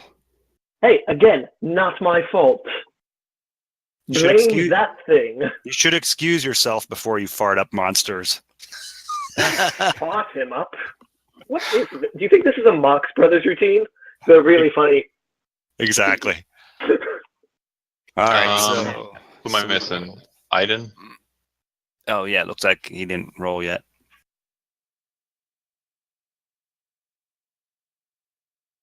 Sneak attack. Oh, yeah. Oh, shit. Holy shit.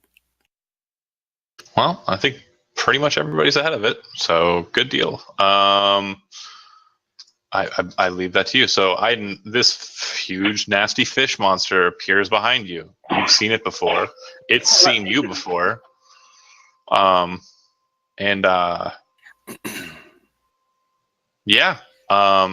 Do what you will. Yeah. Bonus action disengage. Good choice. Bonus action hide. Move into there. And then can I shoot it with my crossbow? Absolutely. Ready. And I'm doing the sharpshooter. I just got the feat at level 10. Oh, nice. Okay. That's bad. You do have inspiration. Kills it. Yeah, you do have inspiration if you want to spend it. Yeah, I'll spend the inspiration. 24 will hit. And then go ahead and sneak attack damage because you have an adjacent ally. Oh, it loves it. Even that min damage is sweet. So you fire Yeah. it, and it kind of grazes it on its gums, and blood starts to flow from it. This nasty kind of pinkish colored blood, which splatters onto Zelbor a bit. It already tastes bad enough in my mouth. You don't have to add extra flavor. All right, Zelbor. I am going to take the opportunity attack and back up a little bit. Oh, sorry, I apologize. Go back to where you were. Oh. Can I move? I get an action on 20. Wait, a lair action? No, a legendary action. Oh. Fine. Hey man, I did as much damage as I could. No, it's fine. 34 I'm getting was back to pretty John. It kind of flops on the floor. It kind of turns itself back towards you, and then slaps its tail straight into your face. Misses horribly. All right.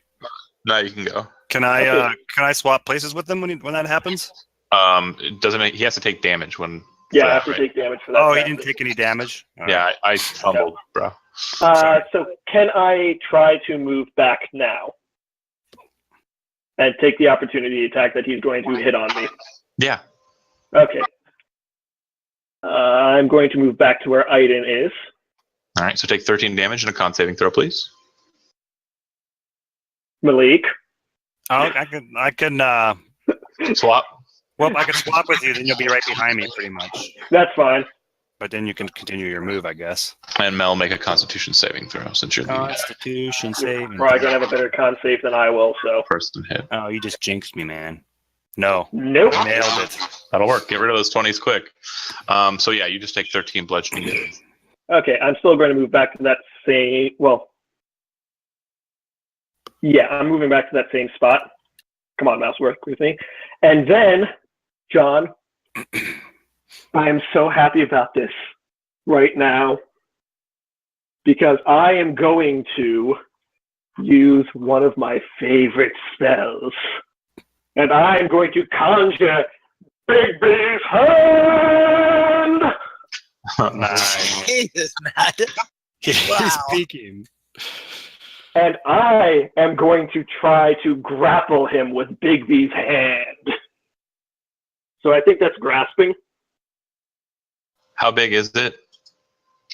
Big B's hand is a large hand, and it's within 120 feet of me, so I want to go right behind him. Oh, I'm giving you control of it. Hold on. Okay. So it's grasping hand. Yes, I'm going to try to grapple him. The Sweet. target takes You guys bludgeoning damage equal to advantage. 2d6 plus spellcasting modifier. Yeah, plus he'll be grappled, so you guys will have advantage on attacks against him. It's not how grappled works, but yeah. It's not? No, I should give that. I don't think it gives advantage. No. It doesn't give it. Well, it does if it's medium or smaller. You should have control of it.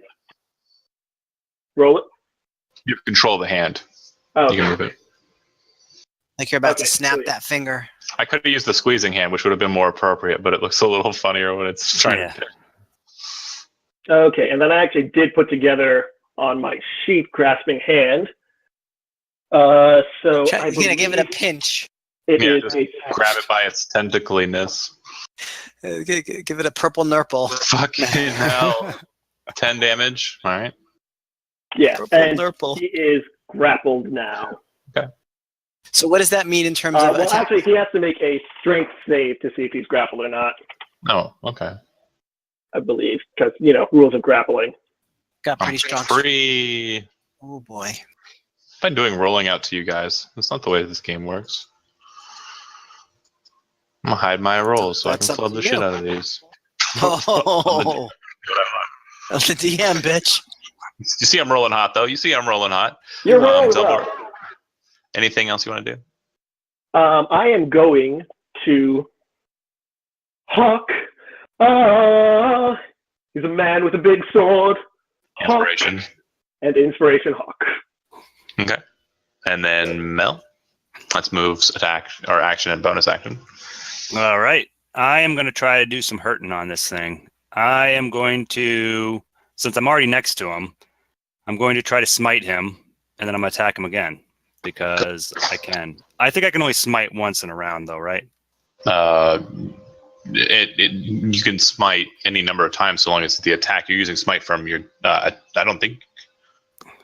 I think it can. What does it smite say for it? I think I usually only do it once a round. All right, I'll figure it out later. I don't want to slow the game up, but Just one time. Yeah, it's fine. because for me to figure that out, it's slow. All right, there we go. Sweet roll, and then I'm gonna smite with that. So, so then now what I do is I click the smite. How do I do a smite?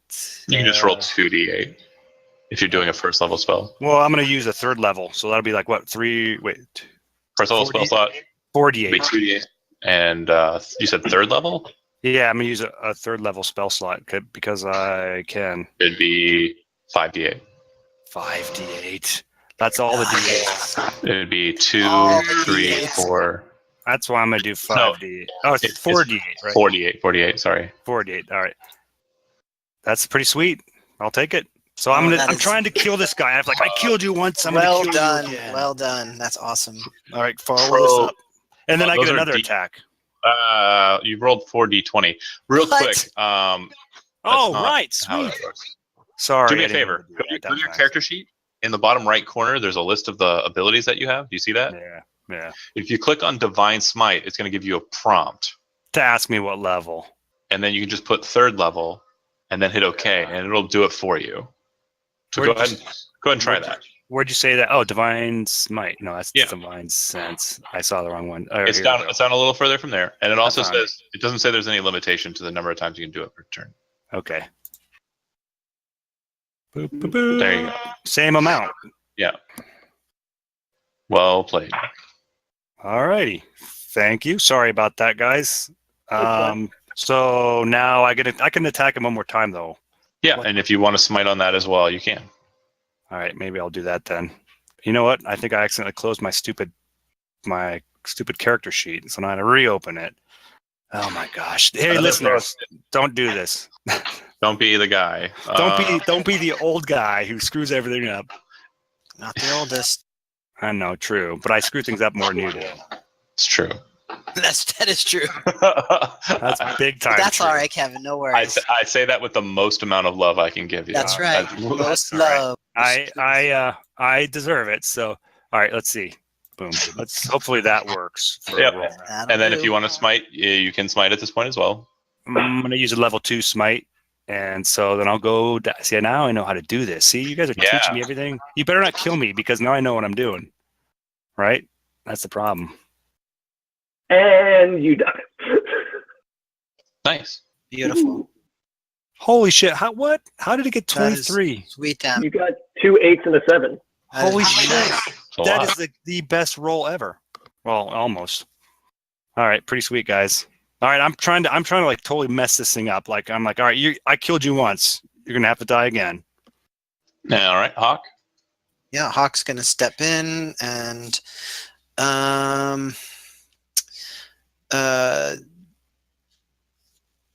my longsword is not magical, Mel, right? I don't know, You I were thought saying you- something about that. I thought you found one sword that was magical. No, it's not. It's just a regular sword. I'd love to have a magical sword. But anyway, I'm going to just attack a number of times. So there's that. Does that hit? Yeah, So definitely. swipe in. We're going to swing back the other direction. And I'm going to add the roll for the inspiration. All right, so that's a D10 at this level. 19. Okay. Wait, that's not. Oh, for the attack. Yeah, that'll work. So it's 11 damage plus 13 damage, and then I'm going to use second wind and do 2 more attacks. Action surge. Yeah. I'm sorry, action surge. Sorry, yeah, just It's okay. 2 more attacks. That's right.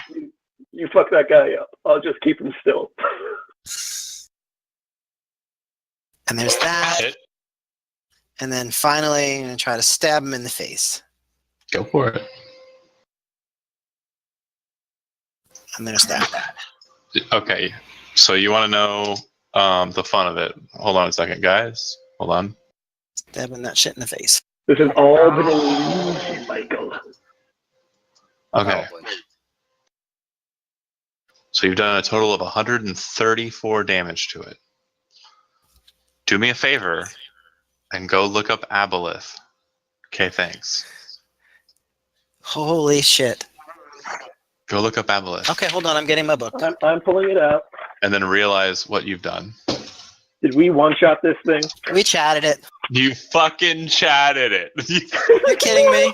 I get one turn. I get one fucking turn. I'm gonna go ahead and first I'm gonna make an athletics check opposing the grappling hand to get it off of me. Okay, so I have to roll an opposing athletics for him? Yeah. Okay, I'm just going to do the grasping hand thing again. Just ignore the... Yeah. I just don't remember what the DC was. I'm pretty sure I didn't make it. Well, I have to re-roll it again since you're... No, trying click to- it. Click it. So, I beat you by 1. No, wait a second, that's Hawk's longsword. Never mind. Yeah, you beat me by a lot, guy. Okay. So it's still grappled, so my escape plan is impossible. And it would know I kill this bastard. that that's not going to work. So I'm just going to go squee. I'm going to attack the shit out of Mel. Fuck him. I don't like that guy. Yeah, you shouldn't like me. Aboleths hate me. All right, 2 of those attacks will hit for a total of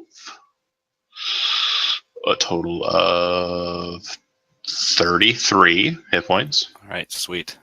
And I need you to make 2 Constitution saving throws. That please. I don't like. All right, 2 con. All right, this is one of these is going to get me. I know it. That's just bad. 2 con saves. That one probably got me. The second one didn't. All right. And you're a high enough level paladin that you're immune to disease, are you not? True that. Cool. So I guess that's a good thing. Completely and utterly useless. I didn't take a shot, kill it. Oh, you Yeah, did? no sharpshooter. Yeah, just don't even. Yeah. Funk, you shoot it in the brain, and right in one of its 3 vertical eyes, like the center one, and it pops like a zit, and splashes more pink blood all over the 2 in front of it, and it kind of just wiggles and writhes and falls into a slump. The form that it had, like it looks like it's large and big, kind of like slithers down and kind of like deflates, and the pink blood kind of just starts sopping onto the ground out of its deflating form. I would like to say I run forward, and as I run forward, Bigby's hand comes forward towards me, and we just do a high five. Nice. It's still holding the aboleth, so you're crushed under its disgusting weight. Well, I would want it to drop the aboleth first. No, I just wanted it to be funnier because, I mean, fine. You high five the hand. Epic high five. 1990s freeze frame. Ding! With a big disincorporated hand there, just embodied hand. That's the one I wanted. All right, perfect. So you guys kind of have an idea of where you're at location-wise. I could run a little longer, or this could be a decent stopping point. From this point, it's probably going to be a bit of exploration, I think, but it's entirely up to you guys. I can go longer if you guys can. Only if I'm you're up good. for it. John, it's up to you. I'm not terribly put off. I'm just saying, like, if maybe in an hour or so, I might be less inclined to keep running. I just know at this point it's going to be kind of more of an exploration game instead of rushing into fights. So that said, we can continue if you want. Is everybody Sure. 100%? Yeah, I 100%. think we can. Let's go for like another 30 minutes. So That's 30 that's minutes fine. to an hour. terribly Okay. late. So you see that there are 2 stairways. One looks like it's been broken apart. The stone has been rented and sundered. And it looks like the one on the right, not so much. The torches that are lit are ever-burning torches. They don't seem to emit any smoke or fire, like heat. The thing is, though, is it looks like the sconces that they're set in are secured and would be very hard to remove the torches or the light from the walls. Darn it. There are, however, candles on the altar there, the one that's over the pit. Those candles look like ever-burning candles. Those could probably be removed and taken about if you'd like. Oh, I definitely need those. A little less light, but if you're a smart fellow, you might be able to secure the candle to something on your body instead of having to carry it around. Right. Put on your helmet. I don't know if you could put on your helmet, but you have to walk like perfect then. Just like bolt it on, or like Oh, sweet. you got yeah. rope, tie it to your head. Awesome. I'm like a miner. Duct tape is a part of every explorer's pack. Sure. Not really. Duck it. If you can't duck it, fuck it. Exactly. You're a hick, you know. I am not. I hate you. No, but you live in Indiana, though, so. I hate you so much right now. Oh, your character falls off into the pit. Ah, you die. Oh, I die. Good thing I was. But yeah, We need another healer. the pit, the 2 stairwells, one of which looks like it's been broken, and now has a hole in the ground, rather. And then other features of this place, there are 4 statues that surround this hole. Each has a mark on its forehead. And then there are 2 statues in the back, and it looks like 2 thrones, I think. Hold on. Is that something that you guys can see? Yeah, yeah. 2 thrones in the Yeah, back wall. I can kind of see them. Back right there. Correct. Okay. Hey, So, hi. I'm going to go from right to left, and I'm going to ask everybody what you're inspecting, what you're investigating, what you want to kind of pay attention to. So, Zach, you're first. What of this room that you can see is interesting to you? Um, I guess the thrones. No Okay. one's gonna go there. I'll check those things out. All right. Mel, you're next. You see that Iden has made his way over to those thrones on the back wall. What are you investigating? All right. Is investigating the altar and stuff? Is that like look and see if there's anything funny about it? If it has any secret doors or anything? Is that? I just need what you're doing. So you want to investigate the altar. Perfect. Yeah. Hawk is doing what? Hawk wants to go to Hoppler and say, "Can you check your journal? What do we need to do in here?" And he points to the stairwell, which he'd mentioned before. That stairwell on the left is where we went, but it looks like it's been broken away, and I don't know by what. So can you ping that for me? Okay, that's where I'd want to go. Okay. And Zelbor. I am taking a look at these lovely statues. All right. Okay.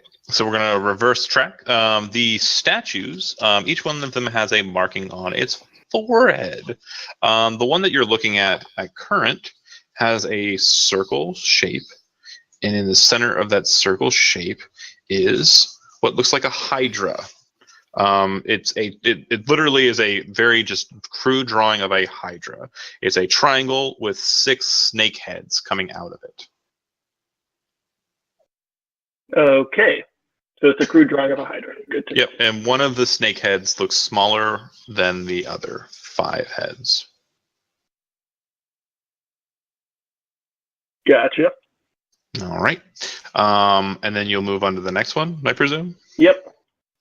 All right, the one directly across from it is a beholder with 4 eye stalks in its center crown that are still present, and then the other 6, 3 on left, 3 on right, look broken or gone. Okay.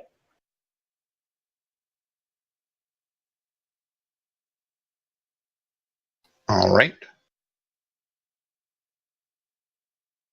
Okay, you actually have pictures of these things.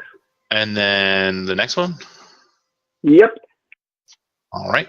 The one directly across from this one has what looks like a dragon silhouette.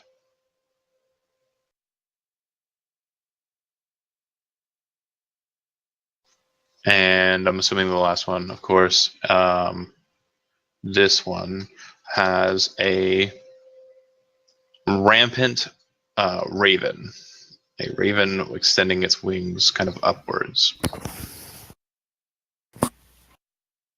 You can make a history check if you'd like, or a religion check. Your choice. Oh boy, which thing that I suck at should I pick? Do I suck at either one of them less?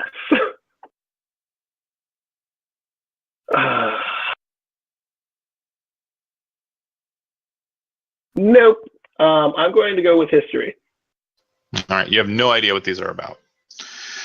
Okay, let's move on to the next person. Andy, Hawk moved over to the broken stone. So it looks like the wall that kind of encompassed this stairwell down and the stairs below look like they've been broken out. But it looks like it's only about a 30-foot drop down to a landing. Okay, is there any place where I can secure some rope to get us down? The closest place that it looks like you could secure some rope to, upon inspection, is about 10 feet off the ground and behind you here on the ever-burning torches sconce, or about 15 feet away from the hole here at the statue. Which one seems more secure? The statue looks a little more precarious, like it might be able to be pushed or slid, and it's also standing on a precipice, whereas the ever-burning torch looks like it's iron bolted into the stone. So let's do that one, and it's also, I guess, closer in terms of feet, right? Yeah, about right. So I have 50 feet of rope. That should give 10 feet of play. So let's do that. Okay. It looks like with the rope as you tie it and descend it, you could probably slide down and then drop maybe the last 5 feet, and you should be fine. If you wanted to go down there, you could. Okay, so I'm just gonna to wait on that, just to make sure everybody's on the same Okay. page. So you've set that up. All right. Mel, you are looking at the altar. It looks like, upon inspection, it looks like there's a bit of dust kind of on the altar, but it does also look like the dust is wet. So it's more of kind of like a grime than a dust settling. And upon noticing that, you also notice that the ground you're standing on and everything everywhere appears to have kind of like a wetness to it. You feel so good right now. Everything is moist. It's damp in this place, and your sense of how water works makes you understand that there's probably a shit ton of water down beneath you in that hole. If you were to go down in that hole, there would be water. You don't know how far down because you can't see, but you're pretty certain that there's water down there. Sweet. I tell the guys this, like they care, but. And then when I'm done with that, if I don't find anything else in the altar or anything, Yeah. right? Just the two ever burning candles. That's it. I would like head around. I don't know how far I can move, Well- but I'd head around towards this other thing. What other thing? There's another thing down there. It looks like an altar. The other side. Yeah, that's fine. It's basically the same thing. Okay. Okay. All right. And then, I might know what these things are when I walk by them too. well, if you could coordinate with Zelbor here in a second, we'll get to that. Let me get to Zach, though. So you go over to the thrones. The thrones look like they're pretty well upholstered, and the frames of them are made completely out of iron. It does look like there are a number of dagger marks on the frame, kind of on the armrests, and these are relatively fresh compared to like the rest of the place. It looks like someone was scratching at it or playing at it. And as you kind of inspect it a bit further, you notice that where the scratching marks are look like they're at places where settings were. Like there might have been gemstones and someone picked them out. Okay. They're completely and utterly like devoid of anything that might be worth anything. But go ahead and make me an investigation roll.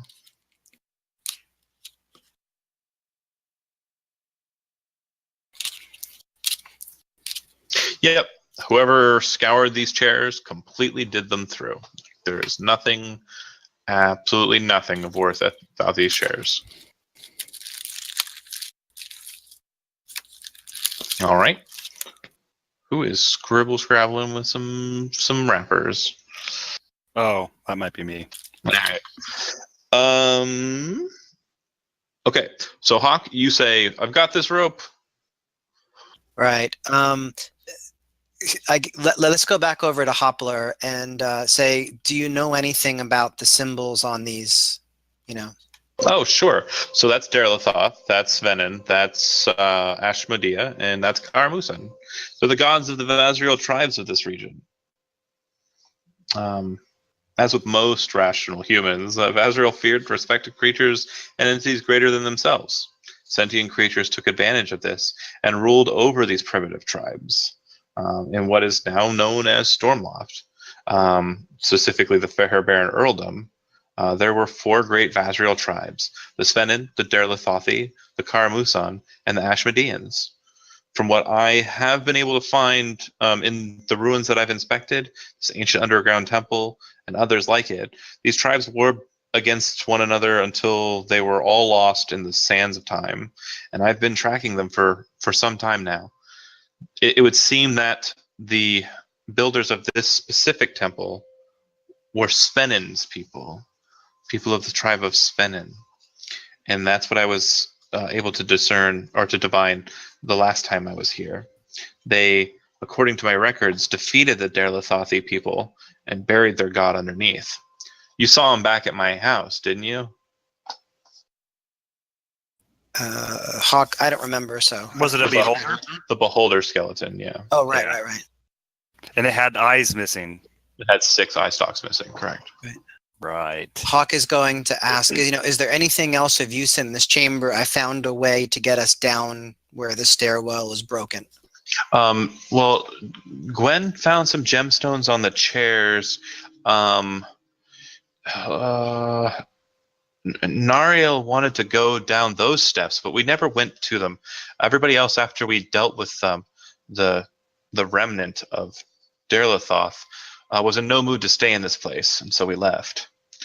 Nariel always wanted to come back to this place, and her and Anton had a bit of a having out because of that. So I don't know for sure what's that way. I do know that the old place where we found the body of Daerlethoth and fought at the remnant, and also that Hall of Blades that I told you about, the Hall of Fangs rather is what it was called. So That's all I Malik, know. what are these symbols on the statue about? Do you have any idea? Yeah, I just said that. Yeah, I know. That was the point, John. They're having a conversation, and I'm calling over Mel. Oh, you're all the way over there. You're not listening to them. I'm not listening to them. I'm calling over Mel. Like, what do you think? We'll tell you later.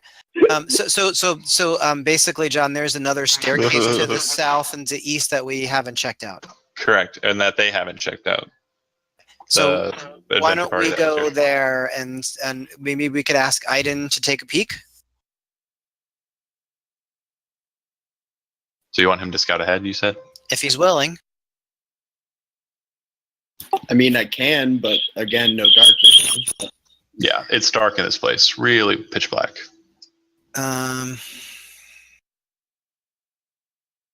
Well, we might as well walk right down there then. But it doesn't.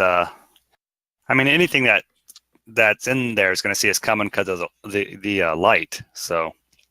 Right. Of course, I'm one level away from true seeing.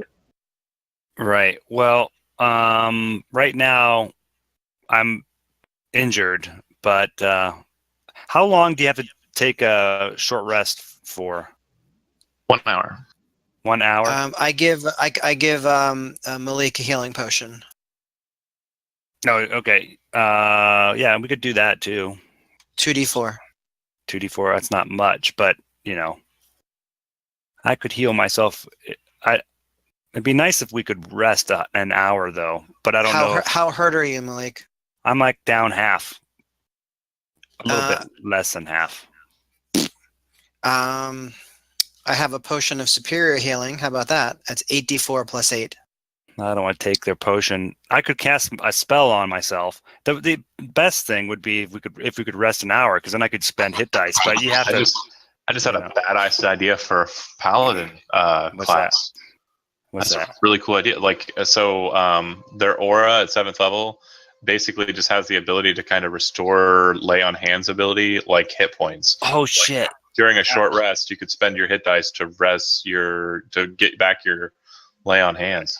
Plus, I have lay on hands available right now too. I could use that. That's also a thing.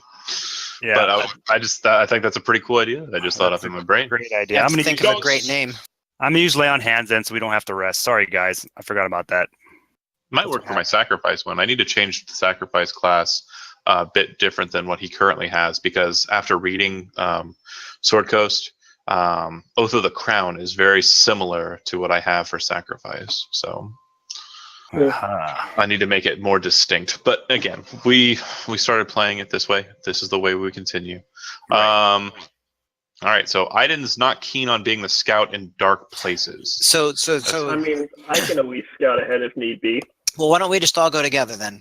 Let's all go together. So we agree that we're going to go down the stairs that are still intact rather than climbing down the other? Yeah, let's do that first.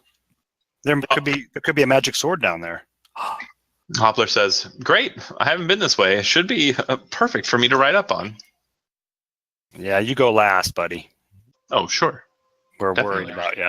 I wouldn't want to go first anyway. You guys continue into the stairwell. The stairwell continues in, goes to a landing, switches back, continues to a landing, switches back, continues to a landing, and switches back. This goes on for some time. Ooh, Do we sense water underneath us? So, Mel, make a perception check. Oh, I'm going to sense the hell out of that water. Oh, yeah. Beautiful. Pretty sure that you're below sea level at this point, like deep beneath like water level. You're pretty sure that I don't mean sea level because you're not, because you're up in the mountain areas. But what I mean to say is you're pretty sure that you're below a water line. You don't know where though. Anywho, So we've gone lower than So in the center of the other room, you said when you looked down there was water. No, he thought there might be water down that hole, but it was Okay. really dark and he couldn't see where the water was. Okay. But yeah, you come down and you finally make it to a point where the natural stonework kind of narrows and the walls appear more natural. And you have a descent down from like a landing that's not got stairs on it. And it continues down to a point where the ground kind of descends down into a pool of water. And it looks like the ceiling descends down into it as well. Do you get my meaning? Right. I think so, yeah. So it's like a submerged cave. It's like a ramp down hallway. It still has like worked floor, like tiles, but the walls are natural, correct? And then it just continues down and to a point where the water basically cuts it off, chokes off the hallway. Do you want me to see what's down there, guys? Yeah. Because if it's like something where you could actually hold your breath and swim down to it and it becomes an air pocket, then that might be worth going to. Sure. All right, any excuse to swim around. So I'm going to tail fin it here and everything and just swim down. Oh, wait, this is going to be bad, though, because it's going to be dark and I'm not going to be able to see shit.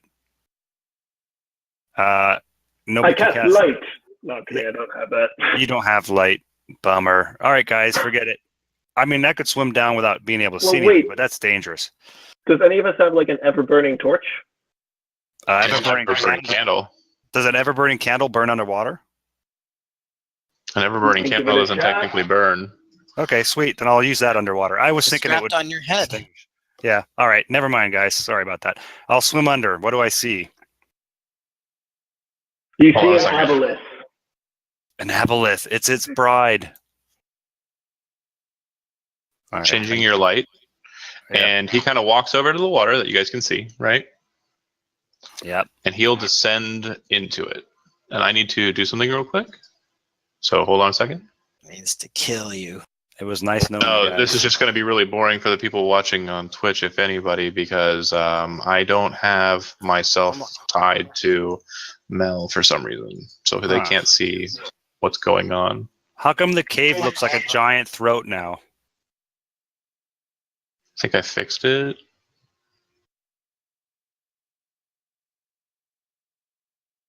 Maybe. Now it looks like a stomach. You're inside the aboleth stomach? Exactly. Well, we need a new healer. I'm going to switch places with you. Oh, wait. You have to be the one getting hurt. Yep. All right, there we go. And you have to be within 30 feet. There we go. So you Alrighty, descend sweet. into the water, and yeah, you can see that it kind of descends down. The steps here are kind of more figurative. It's a descending ramp, and it looks like you can kind of see that it comes down to a landing at the bottom. All right, I will swim down there. Okay. You see a pile of wreckage on the ground. Looks like there's quite a lot of gold coins on the ground. Some old wooden shields that have basically become waterlogged and have kind of rotted underneath. And it looks like a chest of some sort. Ooh. I will grab the chest. Can I hold it? If I pick it up? As you kind of like grab it and move it, a lot more gold coins start to spill out of it. It looks like and it starts to fall apart as you pull it away. Ooh. It looks like the gold coins have kind of pushed with their weight and broken out the side of the chest. And as you're kind of moving the chest, you realize that the ground, or the weight of it, like the top portion of it rather, the hinge and the top lid come off in your hands, and the rest kind of stays underneath the gold. Oh, man. Bummer. A lot of gold. A lot of gold down here. All right. Grab the gold. Grab the gold. This is my retirement fund. It's pretty hard to get to for most people. So, no, I will leave that then. Also, at this point, there are 2 points of exit from where you're at. It looks like there is a point that continues on to the east, and that actually ascends upwards. So it looks like it's kind of upwards to a different point. And then it looks like there's a path that leads north into not an ascent, just same level kind of thing. Okay. Well, I think I will go to look east first, since you said it's ascending, right? Mm-hmm. And it does ascend for a while. And as you kind of go up that way, it actually comes to a point where it exits out. It kind of comes into another works or a tunnel, just like the one you just left a bit ago. You're pretty sure that even the weaker of your lot might be able to make this swim.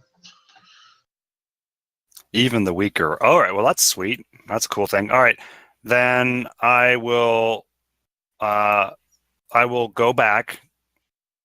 I mean, it looks like it's someplace to investigate, right? With all of basically what you're saying. Yeah, it looks like it's another passageway, kind of a passageway that kind of goes that way. Yeah. I'll go up to this one, north one first before I do that. Is there still like just a bunch of treasure?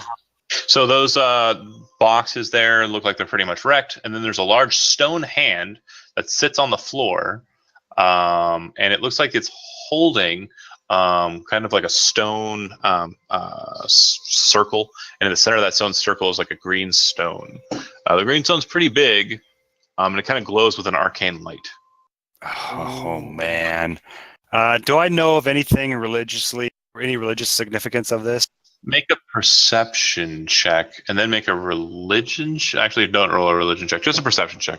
Religion doesn't matter. No, there's no religious point. Okay, with a 15, you notice that looking up, this room's ceiling is a bit higher than the tunnels and the spaces that you were in before. It actually rises up to a point where you see what looks like a metal grill. And the grill's broken a bit. It looks like you might be able to fit through, but it looks like it leads into a much wider open space. Okay, do I think I might be underneath that big pit? Make a perception check. Or maybe an intelligence check. This one, well, yeah, intelligence would be what I want, but then perception's fine. No, you're not sure. Maybe it's a good hypothesis. I'm going to swim up there then. It's a really good hypothesis. Yes. Okay, I'm going to go ahead and remove you from the thing there. Bear with me here. All right. Now, this is going to be a tricky one because we're going to actually be operating in two maps, okay? And the reason why we're going to be operating in two maps is because we're in a three-dimensional space. Three-dimensional space has height, and it also has length. length, the normal stuff. Yeah. Zach knows what I'm talking about. Yeah, it's a Z-axis, man. It has a Z-axis. Correct. So we're going to be operating in two maps. And a Z-axis, okay. Yeah, you have an X and a Y. I'm going to pull just and a Z to that point. Okay. Wow. Now you're going to want to zoom out so I can first explain what we're looking at here. Okay. Yep, I'm going to zoom. I guess because right now it doesn't look like anything. Oh, wait. Bear with me here. I'm also going to put myself on there so people at home can see. Ooh. Basically, Andy.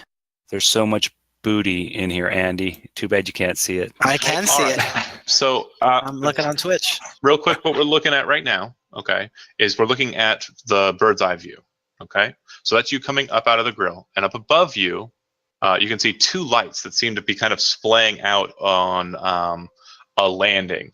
Okay, and there seems to be a large central pipe made out of iron that comes up in the center of it, just near where you come out of that grill. Behind you, at your same level, there are two more lights, two more torches that are glowing near a point at your level that enters into a wide open hallway. Now we're going to move down to the bottom map so you can see that at this other dimension. And so you would see here that you are at the bottom of that layer, at the base of an iron column, and behind you there are two torches that open into an entry space. Okay. And you guys can see that at home here in about a couple seconds. And then, that said, moving up, those are the two lights that you see, and there's that landing I was talking about. Okay? Okay. Right. So, any questions? All right. I think I get it, but we will see. Okay. So, what would you like to do? So, boy, interesting.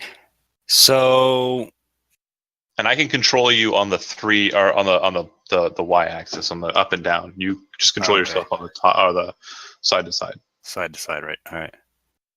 So, what exactly do these look like? Torches, actually?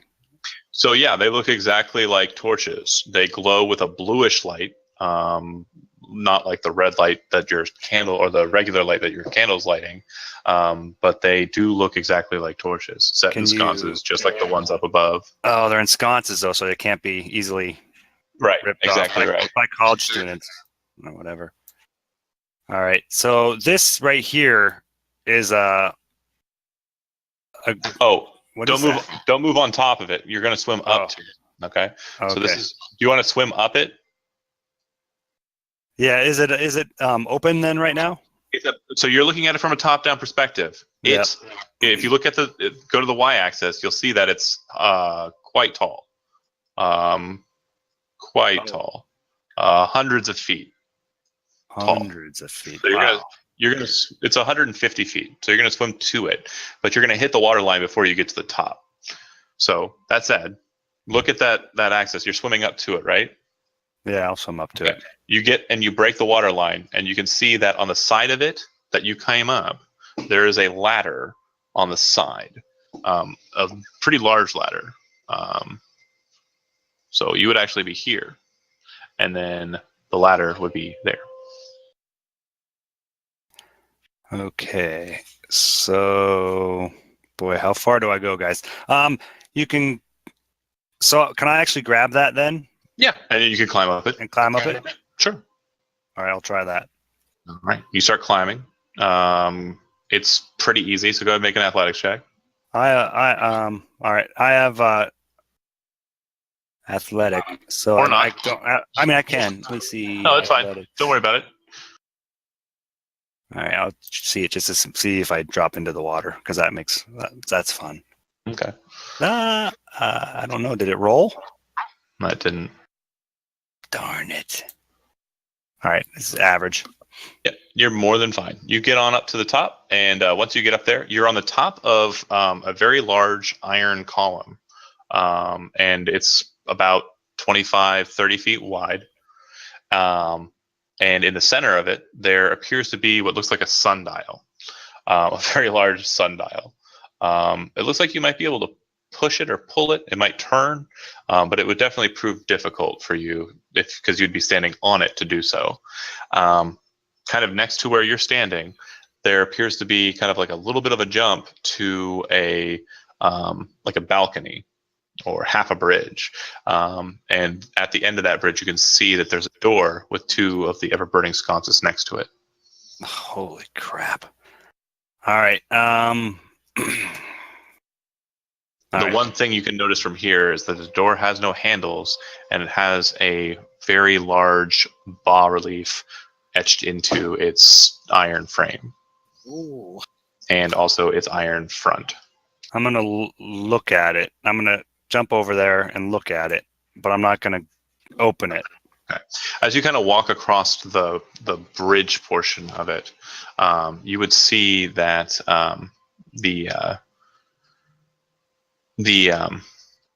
the ground that you're walking on, the balcony that you're walking on, is also covered with a bunch of markings. And a lot of these are just very strange, weird-looking letters that you've never really seen. Actually, you're a pretty perceptive guy. You think you might have seen some of these letters in Hopler's journal. That said, you also, kind of notice that there's some drawings and markings of people on the ground as well that you're walking on. Once you get to the door shows a very large relief of this drawing. And I don't have this on the interwebs. Can you see me on the book face or on the webcam? No, not right now. Well, I'm going to show it for everybody else. We've seen it. We've seen it before. Put it closer. We've seen it before. Yeah. It's coming in. It's coming in. Yep. Yeah. So it's the beholder. 6 of its eye stalks are being chewed on by hydra heads. Cool. Ooh. And beneath that marking, there are a bunch of people kind of like etched into the bas-relief, like looking at them and fighting. And it looks like one look of people is defeating the other look of people. Like one tribe is defeating another tribe. The last thing that you notice is that on the frame of the door, there are two identical women on the sides, one on the left, one on the right. The one on the left looks like it has a happy face. The one on the right looks like it has an angry face, but both have 6 arms and 6 scimitars, all pointed skyward. Interesting. Scimitar sisters, we'll call them. That's what happens when you find something new, guys. You get to name it. You get to name it. You get to name it. Yeah, no, I'm not. So I'm going to head back because I'm not touching any of this stuff. You just want to jump off and dive into the water, or are you going to climb down safely? I'm going to climb down safely. That's Sure. safe is more, what Sure. I would do. Am I sure? Yeah, I'm sure. If I fall, then I'll fall into the water. Yeah, that's fine. It's only a 40-foot drop. Right. No, I'm going to jump go down the way I came, back, retrace my steps. That's fine. So you're going right back to where you were. Okay. Yep. We'll come back here, guys. You should pop back on the other map. Yep. Perfect. All right. So I am not going to touch that stone either, even though it's tempting. That would probably kill me. I made it this far, so I'm going to go all the way back and then explain all this to the guys. Okay. And say, hey, maybe we should go.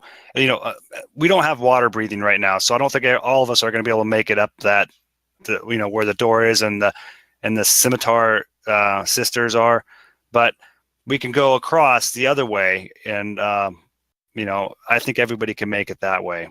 So that's where we should go. I think new stuff. Oh, also there's a lot of gold down there, by the way.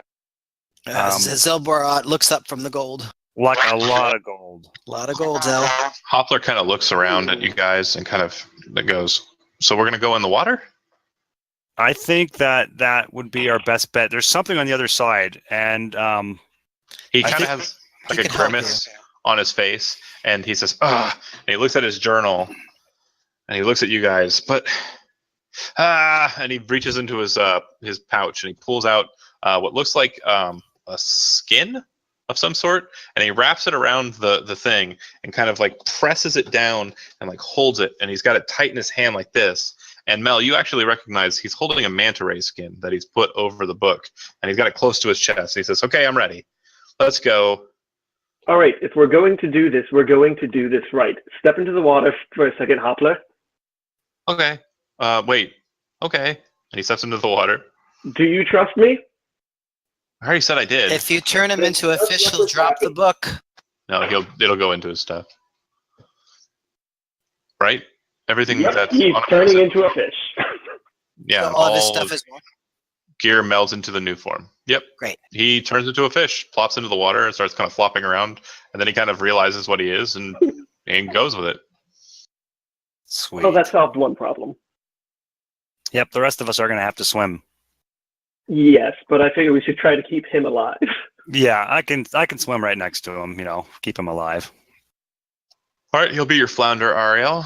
Exactly. Sweet. You guys go into the water and Whole swim new across, world. right? Yeah. Yeah. No diversions. You're not going any other different direction. What I tell the guys before we go in there is that we'll pick the gold up later, because I can do that at any time now. I mean, that's just sitting there. So why don't we just leave it there and we'll get it before we're ready to leave or whatever, right? Sure. Unless You we have have, to drag Zel. do we have a bag of holding? Yep. Oh shit. I'd like to say, Zell's not obsessed with money. Where did you get that from? So It was gems, I guess. if you want to deal with that real quick, it would take you about 10-15 minutes to just sweep all the gold into a bag of holding. But it is going to take up about 120 pounds of your weight. And I believe that means there's about 3,524 gold. Whoa. Let's do it, guys. Double check that weight amount. Yeah, what is it? 50 coins for a pound? Yeah, something like that. It's pretty heavy stuff. How much did you say it was? 3,000? 450. That would be 3,450 would be about 69 pounds. Okay, that sounds appropriate. Let's do that. Do you guys want to do that then? Take Sure. the time So to scoop I it all would up. give give Mel the bag, my backpack of holding, and have him do it. Actually, I apologize. Double the number I said. So 6,900. I apologize. Wow. Because the weight was the important part. It's not the coin. Okay, so 6,900. Uh-huh. Sweet. 6,900 gold pieces. 120, 30 pounds of gold coins. I'm writing this in the party treasure right now. Nice. Yep. All right. Cool. So then we will head over, and I guess when we get to the other side, do we want to just stop now, or are you okay to continue? What, DMing? Yeah. Oh, I'm fine. Matt? Zach, is everybody still alive? Like, Yeah, I'm everybody here. good? Everybody's Yeah. awake? Everybody's coherent? We good? I mean, a little drunk, but I'm fine. Oh, I'm jealous. I'm drunk on spell casting power. Okay, so you guys walk through this passage, and it goes to a natural worked cave. This natural worked cave that you're in, this passageway, narrows in spaces to a point where you literally have to squeeze through. And in other spaces, it kind of widens open. The main thing that you notice in a lot of these different points is there are breaks in the stone, like cracks in the ceiling and around you, that seem to be just seeping or crying, weeping water. And the water seems to trickle down to where you came from. It goes on for some time. I'm going to ask you a question that I've asked a number of you guys in games before. I am going to ask you, how long do you walk before you get bored and turn back? I would think we wouldn't want to walk too long, right, guys? I'd probably get bored after like 15 minutes. Sure. What's that? What do you think, Hawk? That's fine. 15 minutes, or more like a half hour, an hour, and then turn around? I don't know. I'd be fine going a little bit longer too. So let's say a half hour. All right. Fine. We can go half an hour. So You could fine. stay. At about a half an hour, you guys realize that there's definitely a lot more ascent, a lot more upwards. You can't really see a light at the end of the tunnel. It would seem that this tunnel just seems to go straight up for some time. If you'd like to make a nature check. Does anyone have nature? I don't think that I this don't have party- a train. Can someone help someone else? Well, no helping. No helping. As Okay. a bard, I do get half of my Roll it. You might as well proficiency. use it. Yeah, roll it. Yeah. Oh. So you would realize that this is a natural causeway. This waterway has been caused by natural flowing of water over time. So the ceiling is narrow and the bottom is wider in all places because it seems that the water has continued to trickle down, and as it does so, it splays out more stone from beneath it than it does above it. Does that make sense? Yep. Yep. So that said, you seem to be going up to a point where there is water, which could be possibly the source of that waterfall, or something to that effect. So if that interests you in continuing on, continue on. If not, turn back. What do you think, guys? You want to go to the other stuff I told you about? But I don't know. I don't know if they can hold their breath that long, though. Can they? To get into that other stuff, it seemed like it was too far away. Yeah, it definitely seemed like a lot of work. Yeah, it's like we have to think of some way where you guys can breathe water. And did Hoppler get turned back into a human, or is he still? I would have turned him back into a human once we got out of the water. I don't want him dying. I mean, he would turn back to a human anyway because he would be drowning Right. in the air. Okay.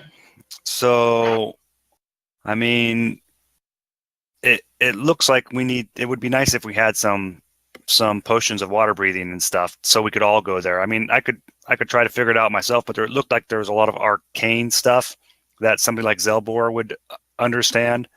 Well, in addition to that, there's also back in that passage, back in the room with the broken stairs.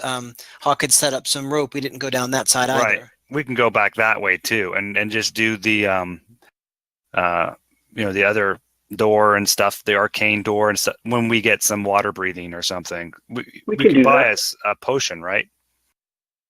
Well, I think after we found all that gold, we should be able to afford it. Yes. Oh yeah, good point. So all right, yeah, well, that's what we'll do then. We'll go back to the room that had the broken floor, and then we can go down that rope. But we could do that some other time if you want, because it's already getting to be close to 10. And so even though that conversation took a good 5 minutes just to do, you guys are not going to continue walking up this passageway. You're just going to turn around and go back, right? Yeah. Patience in real life is different than patience in game. Oh yeah. So you guys go back, swim back across. This time Hoppler will just do it naturally. And he seems fine, but he's clutching his book in one hand and using it to paddle him through instead of like opening his hand. Like he's got it clutched tight so that the mantis skin stays close to it and doesn't allow any passage of water through.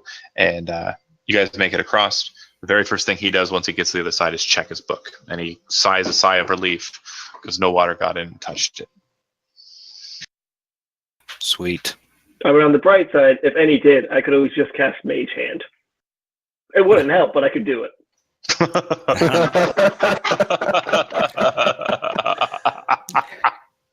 Agreed. Okay, so once you guys get back, you're going to take a long staircase up back to the main chamber, the sacrificial chamber. Once there, what are you guys doing? Or were you guys staying at the base and going to try and swim it? I think, didn't we decide we were going to try the rope? We tied the rope to the light that was affixed to the ground, and then it's hanging in. And you said it goes down to a landing, which maybe it's sort of like the other room. Mm-hmm. Okay, perfectly fine. So you guys climb down with help from Hawk. You guys do so just fine. Hoppler is a pretty astute climber, and you guys get down to the landing. And it looks like the stairway kind of from this point, looks like there might have been a stairway that went up, and it might have connected with another landing and then stairway up to where you came from. And then this stairway looks like it just descends straight down for maybe about 40 or 50 feet. You guys go down that stairway, and I'm just going to move us back to the Theater of the Mind. That said, you guys walk into a chamber. Okay, the chamber before you appears very open, and it looks like it has kind of a rounded shaped. You're coming in at about the halfway point of this rounded shape, and it seems that there's a bridge that splays out all the way across this open chamber. The best way for me to kind of explain it is just to kind of give you like a visual based on popular culture. If you're familiar with the X-Men movies, Cerebro is like a big circular chamber. Right. You're in a circular room, and there's a bridge that kind of goes out. Instead of it just stopping in the middle, it goes all the way across to the other side. Okay? Unlike Cerebro, it's not all fancy and mechanical. It's stone, and the walls are literally covered with hundreds, if not thousands, of swords. Wow. Some are steel, some are bronze, some are stone. All of them, even the stone swords, seem to have a shine to them, like they've been polished to a point where they're reflecting the light that you bring into this chamber. And it kind of has like an almost, you feel like you're on the interior of a disco ball, is the best way I can describe it, as the light starts to display about. In the center of the bridge, there's kind of a rounded portion of the bridge. And in the center of that rounded portion, there's a pedestal. It's square, and it looks like it has 3 orifices on its surface. Across the chamber, on the other side of the bridge, is another door, but this door hangs on its hinges and appears to have been broken open. Interesting. And Hoppler says, "This is the Hall of Fangs that I mentioned. Beyond is where the tomb was." And he kind of walks into it, and he says, "We never did figure out what this meant." And he kind of like starts walking towards the pedestal. No, how about we stop him? Like Okay. Mel stops him. You grab his shoulder, and he goes, okay. Be careful. Oh, no problem." And he kind of looks, and there are no railings. The bridge is only 10 feet wide. And he kind of goes, Oh yeah, it's a hell of a drop, isn't it? And you can see that the ceiling goes up about 60 feet. The fall goes about 40 feet. It's rounded, but you'd still be hitting all of those swords. They're not pointed out. They're like pressed against the walls, but still, it'd probably hurt. Right, that would hurt. So I guess I'll walk next to Hopler Okay. and see what he's up to. Yeah, he walks in with you, and he just starts kind of looking at the pedestal again. And he opens up his journal to a point where you can see that he's drawn the pedestal completely on his pages. So he's been here before. And he kind of looks it over and says, "We never did figure out what these things this was supposed to do." Well, I'm not very good at puzzles, but I know Zelbor is pretty good, but I think he's kind of... He's back. Okay. Hey, Zelbor. Yes. I call him over. I say, come here. Do you know what these things are, or what they're used for? Or Hopler said he never could figure out what it was. I do kind of want to just see if there's any magical aura around. Are you casting Detect Magic? I don't have Detect Magic. I just wanted to kind of get a sense. Yeah. Roll Arcana. Yeah. It's definitely something about this room. Like the entire chamber feels magical, strangely magical. You really can't put your thumb on it. Huh. Looking at the altar, does it have any like slits in it? So it has 3 orifices on the top of it. Each one has kind of a shape to it. The one on the left is rectangular. It looks like it kind of actually comes into like a trapezoidal shape. So it's rectangular, like, in a 2-dimensional space, and something that would be set into it would kind of have like slants to it. Like it would be like a gold bar or something. You get what I'm saying? Yeah. Okay. The piece in the center, the hole in the center, appears to be a disc with 12 like small triangles off the edges of it. Like whatever is supposed to be set in this orifice is round and has like a sunburst like look to it. And then the last one appears to be a dagger slit. Like you're supposed to just set or settle a dagger into it. But you don't know for certain how deep it goes. It's kind of narrow and dark inside. All right. Well, wait. Look around on the walls. Is there like a mace and a dagger and something else that would work with a trap? Yes, a warhammer. A warhammer would. Are there anything like that on the wall? Okay.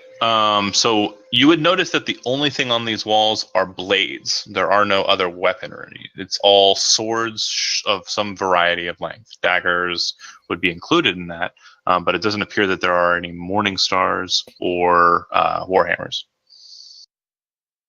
I think that might be what this is about, is some sort of weapons go in here. Yeah, I think you're right. Makes sense. Maybe we'll find a Morning Star and Warhammer. Maybe. We have a dagger, so maybe there's something special about them, like a special dagger in there somewhere. Do you take out your dagger and put it in the hole, or do you just have your dagger? Okay. I'm not going to do that. I don't put my dagger in just any hole. I mean, that's a smart. You don't put your dick in crazy. That's right.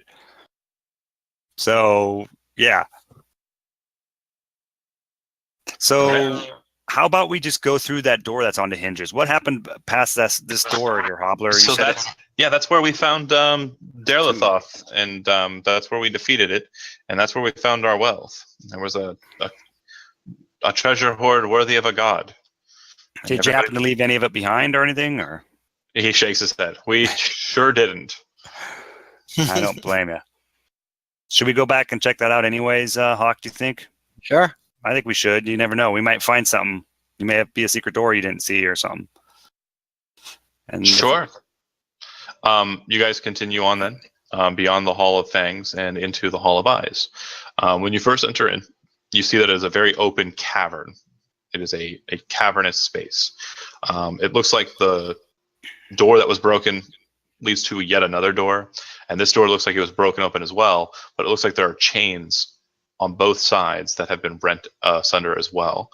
The door that was broken open before, you see that it was forced open by fists and hands, perhaps somebody pretty strong. This door with all of the chains and such looks like the chains weren't cut; they were broken apart. And from the spike marks on the door, it looks like somebody attacked it with a flail and just mashed the chains apart. Out of character, if interested, or if you're listening to the just mumblings of Hoppler, you would hear that he says that Anton was the one who broke the doors open. And you continue in. This large open space in the entrance of it, just a ways from where you are, there are 4 stone pillars in similar construction to the pillars that were outside at the waterfall. But they have chains that have been broken apart and are hanging from them. It looks like they were kind of centered on something in the center of it. One of them looks like the edge of it, like the end of it, has been melted away. The iron of it is slagged. The another one looks like it has like a cap on it, a cap that you might be able to set over something or like place something inside. Make an Arcana check, Zelbor. And then the other 2 look like they were broken apart. It looks like there are portions on the ground that look like they have that cap as well. From what you can tell, and from what you understand of what this place held, you think that these chains were placed over the eye stalks of the corpse of the beholder to keep the eye stalks from being utilized. And it looks like the disintegration ray of the beholder was able to cut through it and melt the one once this creature became agitated, and then it broke the other 2 free, and it looks like it was pulled from the last one. Okay. Interesting. And you can also hear Hoppler babbling on about the fight. It seemed that the undead beholder was quite the fiend and nearly killed Nariel. But fortunately for their group, Hoppler was able to resuscitate her with a healing potion.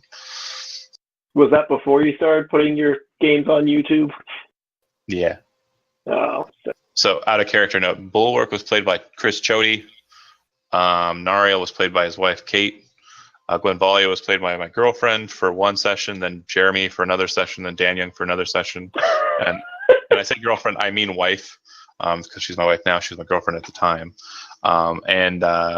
Anton was played by Andy, and then there was a wizard, an elf wizard as well, and that was played by Andy's wife. Okay. Huh. 2 times. Hobbler. Yeah. Did you guys find in the treasure hoard of this creature, did you find a Warhammer and a Morning Star and a dagger or anything like that that could be used for that other room? Warhammers weren't really a weapon used by the Basriel. Daggers were, sure, but a Morning Star too, that's not really... The Basriel were into a lot of bladed weaponry.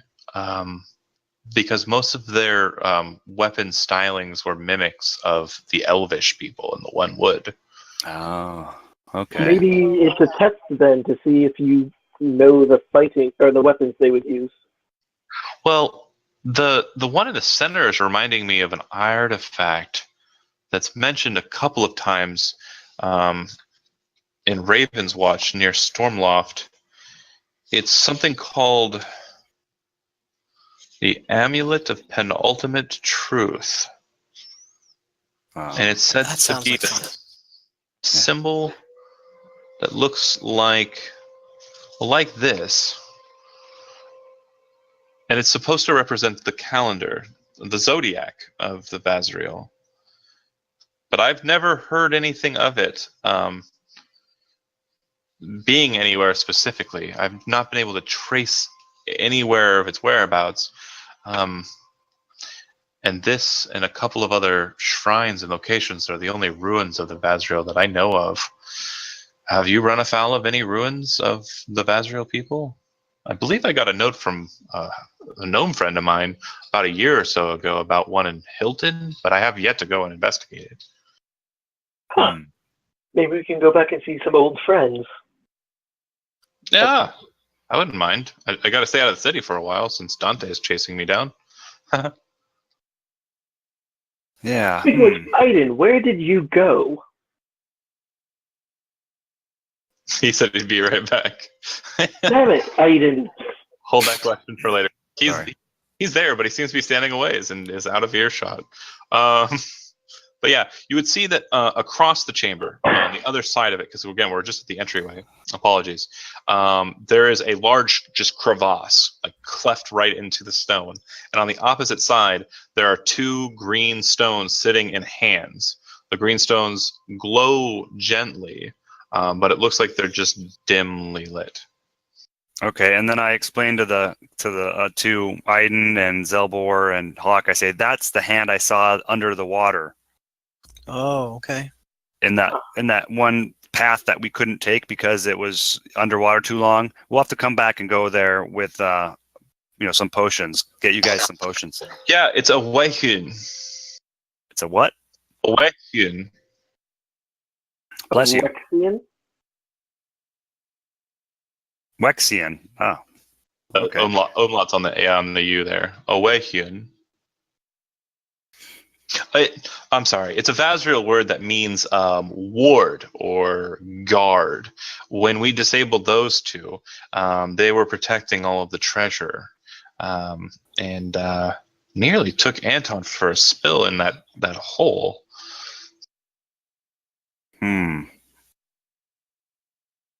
So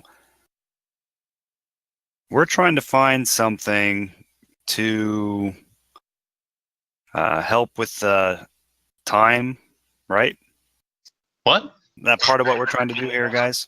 Oh, I'm here to find Sod Daerlethoth. That I assume means what I didn't find when I was here the last. But we found his treasure trove. If such a creature as Sod Daerlethoth exists, well then, I can't imagine how much treasure he has. Well, it could have been in that place I was before. So we would have to come back for that. But is there anything else that could possibly be here, guys? There's a crevasse. The only place that hasn't been explored is that crevasse. Right. Fill it with your mighty dews. Sorry. We could try to climb down it a little bit, but I mean, I can't levitate or anything. Well, I think I might have rope or something with me since we left Hawks. Do I have rope with me? I usually do. I could check. I do not have rope with me because I went with an entertainer's pack. Oh man, entertainers pack stink. They don't have any rope. Bard. We're Do you have rope, Mel? Checking right now. I have. Well, let's hope I do. Yep, I have hempen rope. So. Okay. So do you go to the edge of it and just throw your rope down? Yeah, I guess it's probably 50 feet is what it typically is.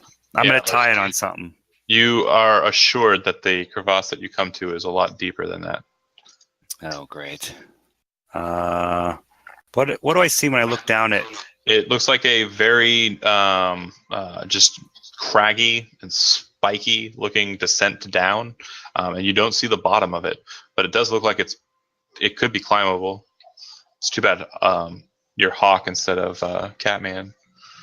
Yeah, really. Just walk on down. If it was full of water, I could swim down. Yeah, that's the exact opposite, and it's really annoying me that you're able to swim all the places that you've been able to swim so far. Yeah, I know, but that's like the one thing my character can do. So it's the same thing with Andy when we're playing together. Whenever we're playing in West Marches, it's like, damn it, there's supposed to be rolls and falling or drowning and shit. Nope. Not today. Not today. Meow. I have an idea of something that I could try doing that would be crazy. Well, then you should try it. Oh my gosh.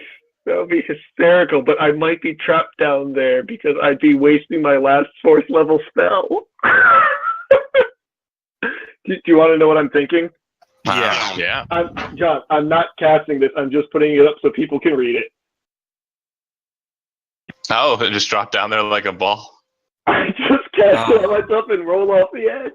Are you doing it? No, I'm not. I mean, it's a pretty cool idea, man. I mean, it's a cool idea, but that's my last 4th level spell. So I actually, you know what? Oh gosh, how fast can Bigby's hand move? Because if I can carry myself back up within a minute. I don't think you can carry things with big. You know what? Man. If you want a little bit of just a help there, if you cast Bixby's hands and you're in a resilient sphere, I will let you throw yourself. No, I'm not going to. I'm just thinking I could go down with the resilient sphere, and then if I need to, come back up riding Bigby's hand. Yeah, that's fine. Okay, I'm going to throw myself down in the resilient sphere. I just cast it on myself, walk off the edge. I'll be back in a minute. You see him like a hamster in a hamster ball, just heading down, boinkity, bing, bing, boink, bing, bing, bing, and down he goes. Make a Constitution saving throw real quick, just for me. Just bludgeoning. Is he getting banged around in the sphere? He's not getting banged around in the sphere. He's kind of like rolling around in the sphere. He's in the sphere. It's like it's him self-contained. Nothing can damage me. Basically, right. He's not getting damaged. It's so much. Once you hit the bottom. You realize that inside the sphere, like floating all around you, is your up chuck as you threw up on the descent down. What this is about. If you throw up an aboleth again, I am going to kick your butt. What's around me down here?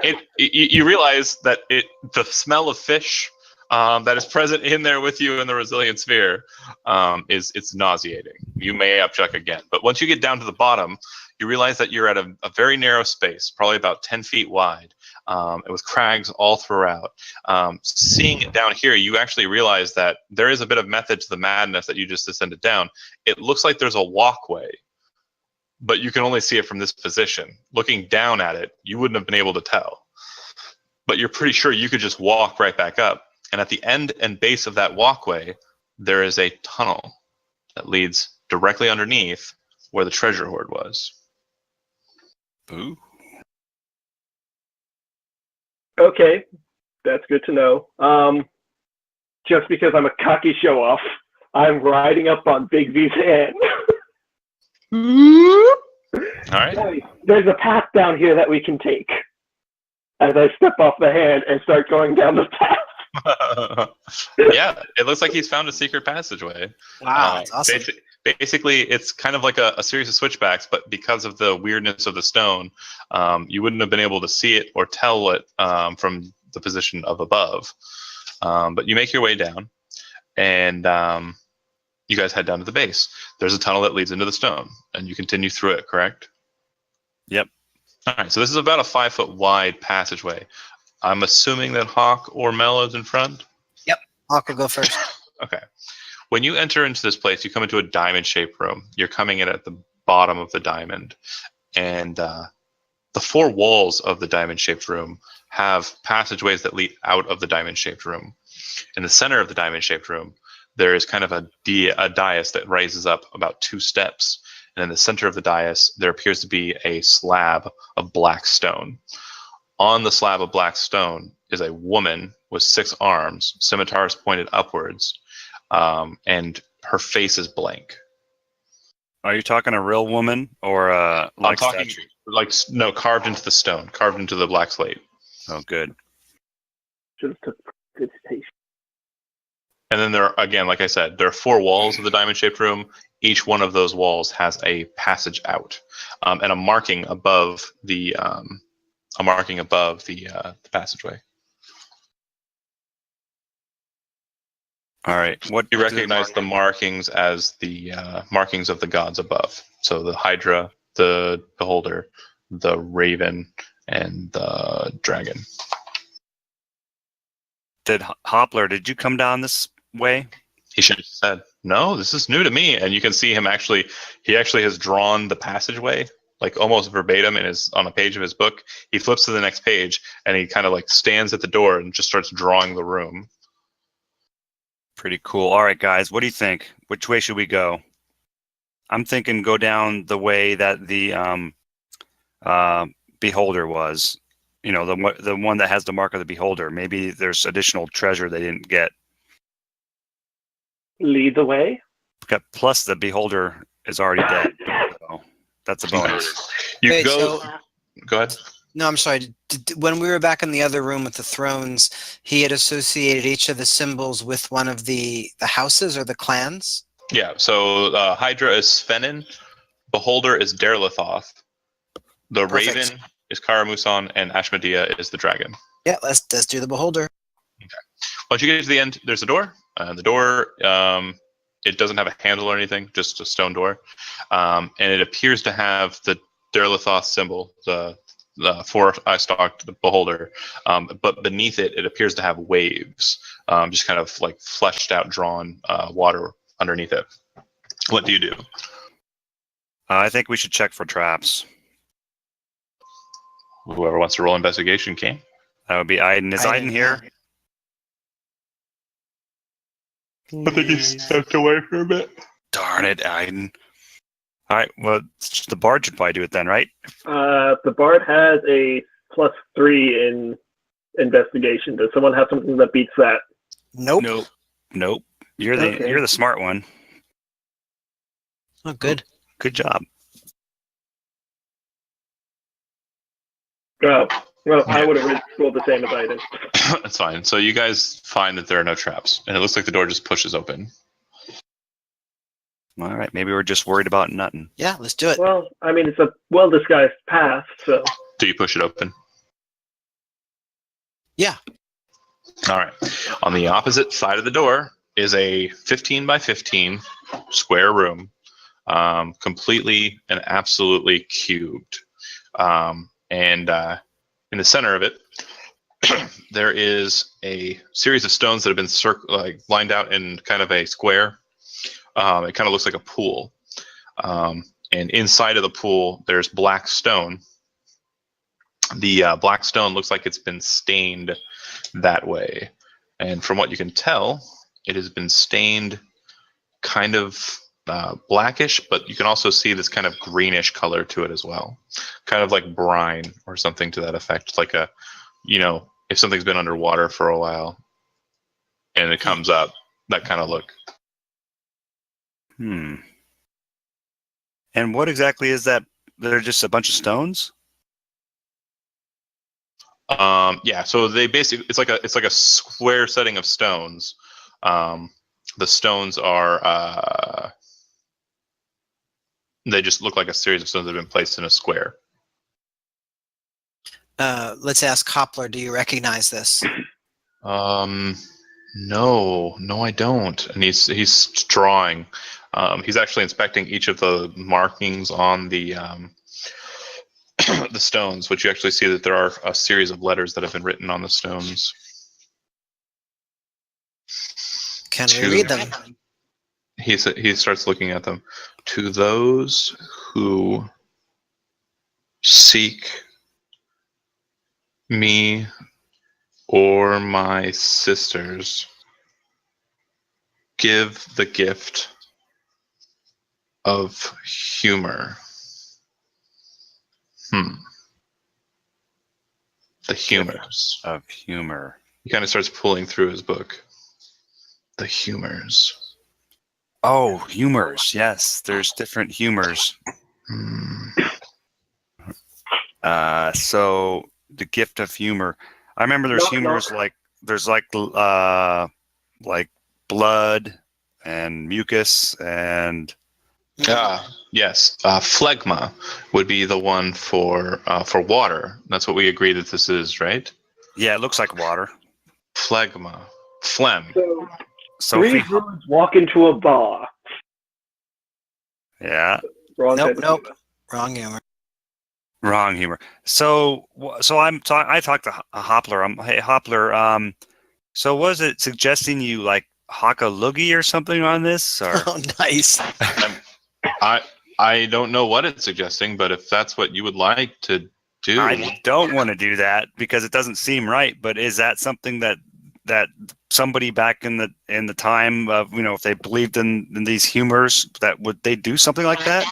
primal magic used a lot of fluids from the body, so I Maybe we assume have to so. kill a fish man. The Vazriel tradition, the temples would be built with respect to these four humors, and honored dead would have their heart, liver, stomach, and lungs removed to preserve their fluids. So, yeah. Well, it sounds to me like somebody needs to hawk a loogie on that thing. Do you want me to do a fish loogie, or are you going to do it? Are you talking to me? Yeah, Hoppler. Oh no. He backs away. All right. I look at Hawk and I say, "Hey, I'm Go not real for it. smart." And Zelbor, is this you guys should do this, or is this a bad idea? Go for it. I have no idea. I'm taking a step back, though. All right, everybody, back up. I hawk a fish loogie on there. I mean, I'm going to do like one royal, like I mean, we're talking like scallops here. God. Oh, damn. I had to get some good visual For for the you. win. All right. All right. Once it hits the stone starts to kind of ripple like water would, and your gift sinks into the stone. After a fashion, a very loud splashing sound erupts, and the laughing of a woman just starts filling the chamber. As the water splashes upwards and starts to take form, it manifests in the shape of a woman completely formed out of water, with no legs, her legs based in the pool beneath her, which is completely filled with water at this point. She turns and looks at you, and in a bubbling voice, she says some words. Hoppler's face kind of just goes slack-jawed. He doesn't understand what's happening. But Mel, you understand her. No one else does. And you recognize the language that she's speaking as the language that the trackless use internally, not a language that you currently have written on your stuff, but it's basically the language of all water-going folk, the Aquan language. Oh, that's sweet. So, And she says, "Oh, you of the seas, you of the rivers, you who have given me this gift, what do you seek of me?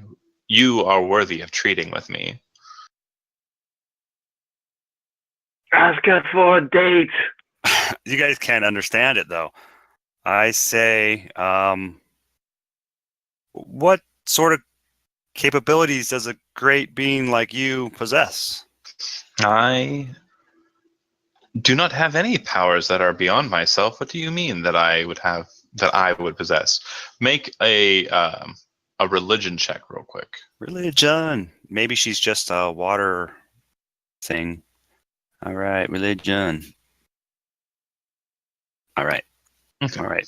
So Nermod, the goddess of the waves, the goddess of the seas, her servants are what are known as elementals, as is the way of most of the gods of the Agamemnonid. They basically have primal elementals that focus on their as their servants. One type of servant that you can recall is what is known as an elemental weird. An elemental weird. And weirds are basically guardians between this world and the world of the elemental chaos.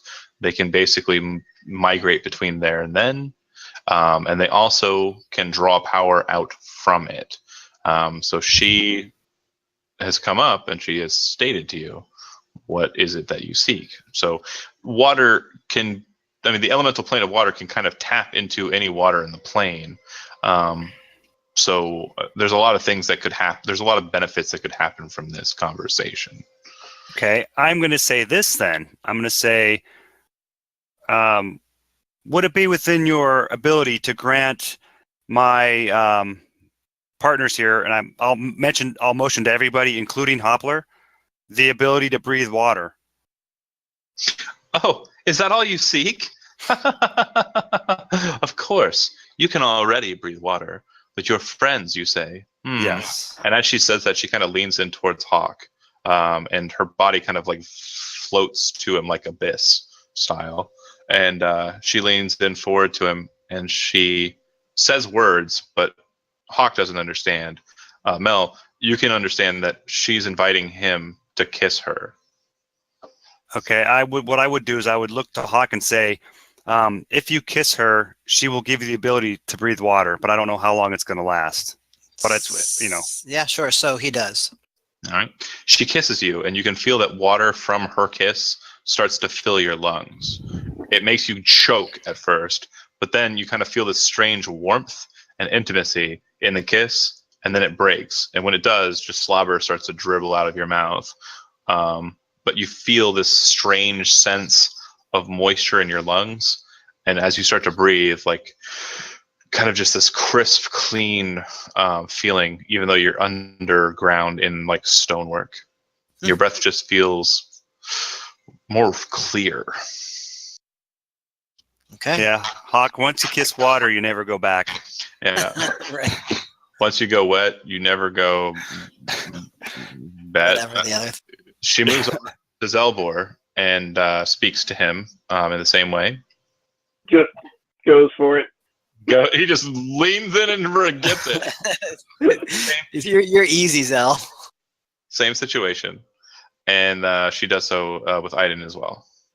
Aiden, do you take the kiss? I don't know if he's still here. Yeah. Oh, okay, cool. Sexy. You make out with Water Woman. You feel a delicious freshness in your lungs. And everybody gain a boon called the Weirding Woman's Kiss. Sweet, you guys got it. So, hey, wait, does she give it to Hoppler too? So, yeah, she would give it to Hoppler as well. The Weirding Woman's Kiss states that you can breathe air and water, just like Mel can. Now Okay, we're a real that's group. really kind of awesome. Yeah, That is awesome. Nice we job, all start Zell. high-fiving. But Nice how job, long does that last? I don't know. But as long as you have that boon, you can breathe underwater. We're going to start like dancing, high-fiving, and be like, yeah. We're like underwater Under the sea. treasure. We're like treasure Under hunters the now. sea. Yeah. Real. All right, sweet, guys. Boy, I'm glad we didn't attack that thing. That'd have been bad. All right. She says, your gift has been bestowed, and I wish you safe journeys. And as she says that and kind of gives everybody a watery wink, she splashes down into the pool and dissipates. And there is no longer her in the pool. Let's go back the way that we were trying to go in the first place that we couldn't. You go back into the center chamber, and there are 3 other doors. Should we see about the other doors? Well, it could be interesting, you know? As you're saying that, Hawthorne's like, yeah, that's true, but that would be difficult. And he kind of says, oh, wait, hold on a second. And he runs back into the room, and you hear him go, and then you hear the splashy splash sound come from in there. And he says something in Aquan, and you understand what he says, Mel. Oh. Can you protect my book from water? And she says, of course I can, my love. And she places her mouth upon the book and kisses it. And she says, it will never be harmed by water in any way. And he goes, ha ha! And he steals the book back and runs back into the room. All right, I'm good. Sweet. Why did you just make out with your journal? I mean, don't you want to? He's grinning from ear to ear. I'm so confused. What are we doing now? Do we want to try the other rooms, or do we want to just head back where we know something is? I mean, we might as well just take a look while we're down here. I'll tell you one thing, though. Since that one was one where we didn't need to fight what we found, the others they may or may not be that way. You know, we just don't know. But if we're lucky, they will be. Not having to fight something is kind of nice sometimes. It is. Okay, so Hydra, Raven, or Dragon. I'm gonna let kind you of guys intrigued choose. about the Raven. Raven. That's fine. All right. You go to the Raven, and the Raven, it's perched, and it looks like there's gusts of wind kind of drawn all about it on the relief. You check the door for traps. You push the door open, and inside, it's a very similar circumstance, except that the pool in the center of the room is black, but it seems to be covered with splotches of dark crimson. It's By the Hoppler. writing around there, Hoppler. It's the same wording, the humor, the gift of the humor. Air's humor is It's not the lungs, is it? Sanguis. Blood? Yes, the blood and breath. Representative of air, season of spring, the heart. I am going to. Where's a good spot to actually do this? You know what? I'm going to do the movie cliche thing of cutting your hand, which you should never do in real life. Right. Right. You cliche cut your hand, take a point of damage. And just squeeze. All right, and you bleed into the pit. The second the blood starts to kind of coagulate or kind of like form on the ground there, the entire pool just starts kind of like bursting out wind, and the room starts filling with this din of just pushing the door open behind you and kind of throwing you guys back a little bit with its ferocity, until finally a cloudy woman kind of stands before you, her legs stuck into the ground, and she starts kind of saying things which sound like just torrents of just wind and harshness, and she doesn't seem to be understood by anyone. John, I just am. Okay, you cast tongues. I'm casting tongues on myself. And she turns and she looks to you and she says again the words that she said. Who are you? Who are you that have come to me? Who are you that thinks that you can treat with me? You who are not pure, you who bring these vapors into this place. I am Zelvor, Bard Extraordinaire. Bard. What is this word? And when she says bard, she says bard. Like, everybody understood the word bard. And when Zelvor said bard, everybody understood that the word bard was what was said. There does not seem to be a word bard in the Aran tongue. I do things like this, and I'm going to take out my bagpipes and using the air from my lungs play. Make a performance check. Not my greatest. Give inspiration. Nope. Okay. And does anybody want to help him with his performance? Sure. How would we? We'd have to have inspiration, right? No. Who's helping him with the performance? This is important. Who's doing So it? someone who has any kind of charisma. Pretty sure I can help him, right? Yeah, Zach would be the one. Okay. I got you. I'm sorry. The two of you Keep perform. forgetting about the fucking mute thing. Okay.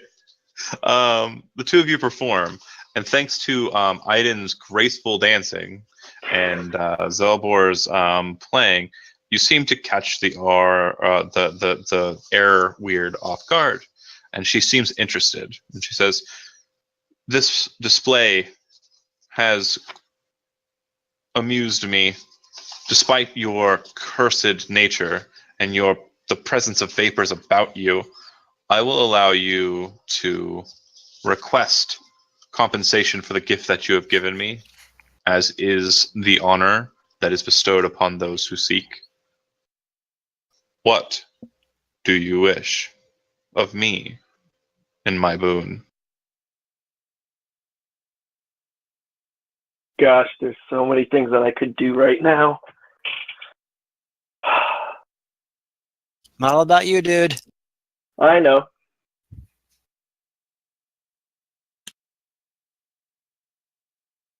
So wait, John, just so I understand this boon can do pretty much most anything? So basically, she's asked you to ask of something of her, and you know that she is an air elemental. She is an air elemental. Okay.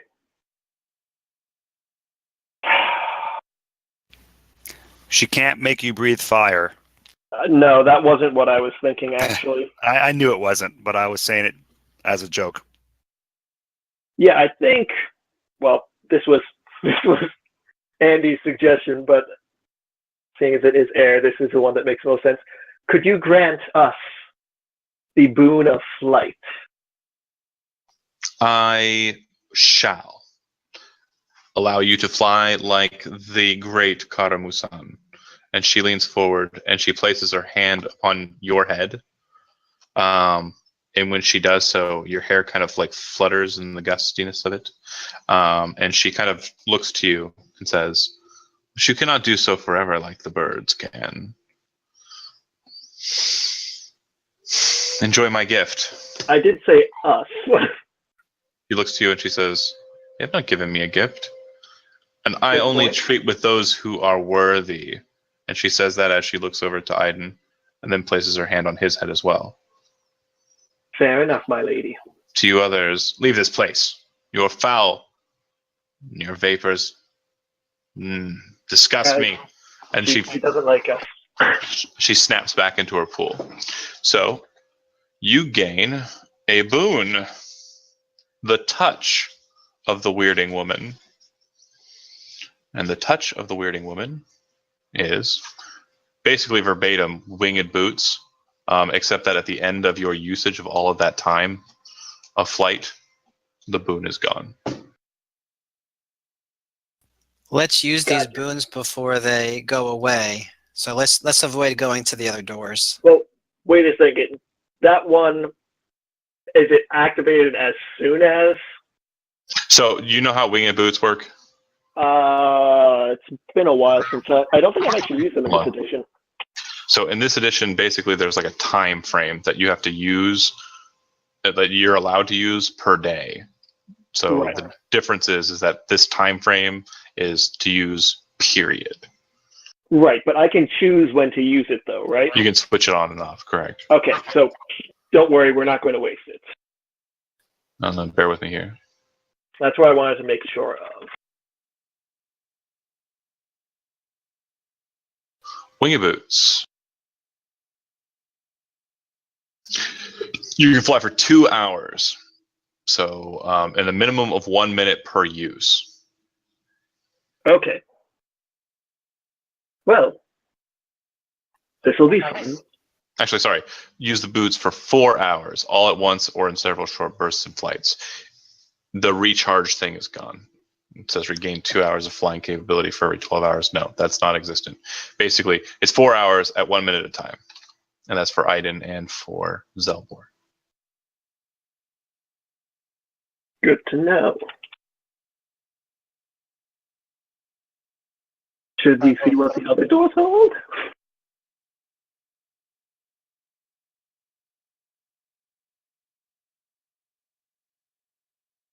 Your call? I'm okay just going back and trying to get through the area we couldn't get through before with the swimming. Hopper goes, that's a good idea, because I think the other humors are going to be a lot harder to get. The solid humors. Bile. Yeah, yellow bile, black bile. Guys, I'm covered in bile right now, if you don't notice. Yeah. Oh, for sure. You would definitely be covered in yellow bile. Black bile, not so much. That's fine. We have at least one of them if we want to Yeah, do you try want to check that it one out? and then we can ignore the black one. Yeah. That means you would be heading off to Ashmedea, the fire. Same thing, only dragon symbol and flames. You enter in, you spill your bile, the place starts to heat up, and the middle of the room becomes like a bonfire. Out of the bonfire comes a woman of pure flames, and she yells at you in a fury language, which Zelbor understands. And she says, "Foulness, you who bring this tainted, precious gift, so covered with vapors, so foul. What do you wish? What is it that you seek? My gift? By what right? Okay, wait a second. I want to, wait, a gift or what? My gift? By what right? Okay, I'm going to just look at Hoppler. Hoppler, what would this one want? You already gave her the bile. What do you mean, what would this one want? Well, the last one I played a song for, and she seemed to like that. This one's asking... This one's already asking you what you want. Oh, it's already asking what we want. What could we get from this one? Something you already have, like fire, right? Well, I'm asking Hoppler since he seems to know. He shrugs. I He's writing a whole bunch of things. I don't know, man. I don't know. These two last ones have mentioned the humors. They're the more fluid of the two. Fire and air. I'm open to suggestions, guys. As for fire resistance, you already got it. I already The have fire. fire. The fire one stops and kind of like just looks at all of you, and she kind of just in hatred and anger kind of flares up. The heat becomes quite powerful. Everybody make a Constitution saving throw, and Mel, because of the nature of it, it's kind of catching you off guard. So your aura is kind of, you're not really all standing in the same spot. I'm going to say your aura is probably just going to go to one person of your choice. Oh man. All right. Well, I'll pick Zach then. Question: Since I have No, time out. Can I take that back and pick Hoppler? What? Yeah. Because he's like a lot weaker than you. Since I have fire resistance, John, does that do anything? It will. It'll definitely give you advantage for the roll.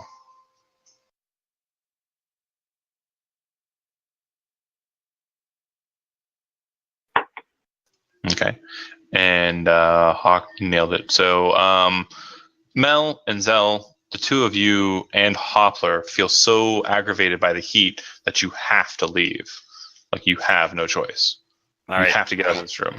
I And you can leave. see that Hawk and Iden are standing there kind of like abrased by it, but they kind of still hold their own. But the second you exit the room, the door slams shut, and the fire elemental looks to you with fury eyes, bright yellow fury eyes, and she says, "What is it that you seek? More than anything, what is it that you wish?" And she's like breathing her hot breath all over you, Hawk. She's just like looking dead into your eyes and then turning and looking to Iden as well.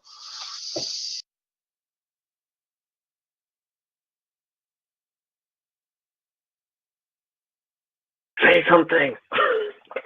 You're not there? Nope. You and Iden are the only two that are present.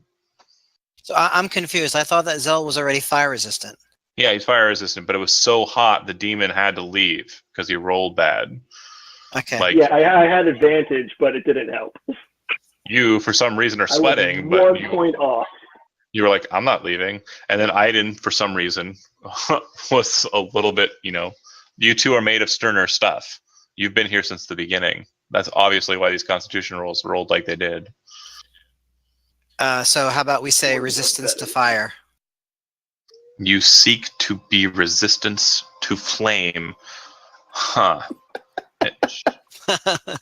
She kind of looks to you. Why would I grant you a boon that makes me less powerful over you?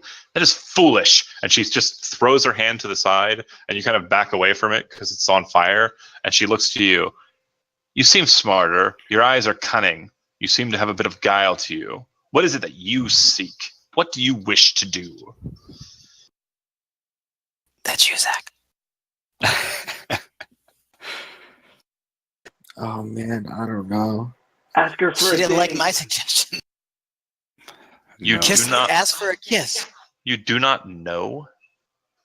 Of these lot, yours so far has been the only true answer that has been spoken at once. I like you. And she kind of looks to you with her eyes. I will grant you my boon. And she smiles, and she places her hand down at your foot.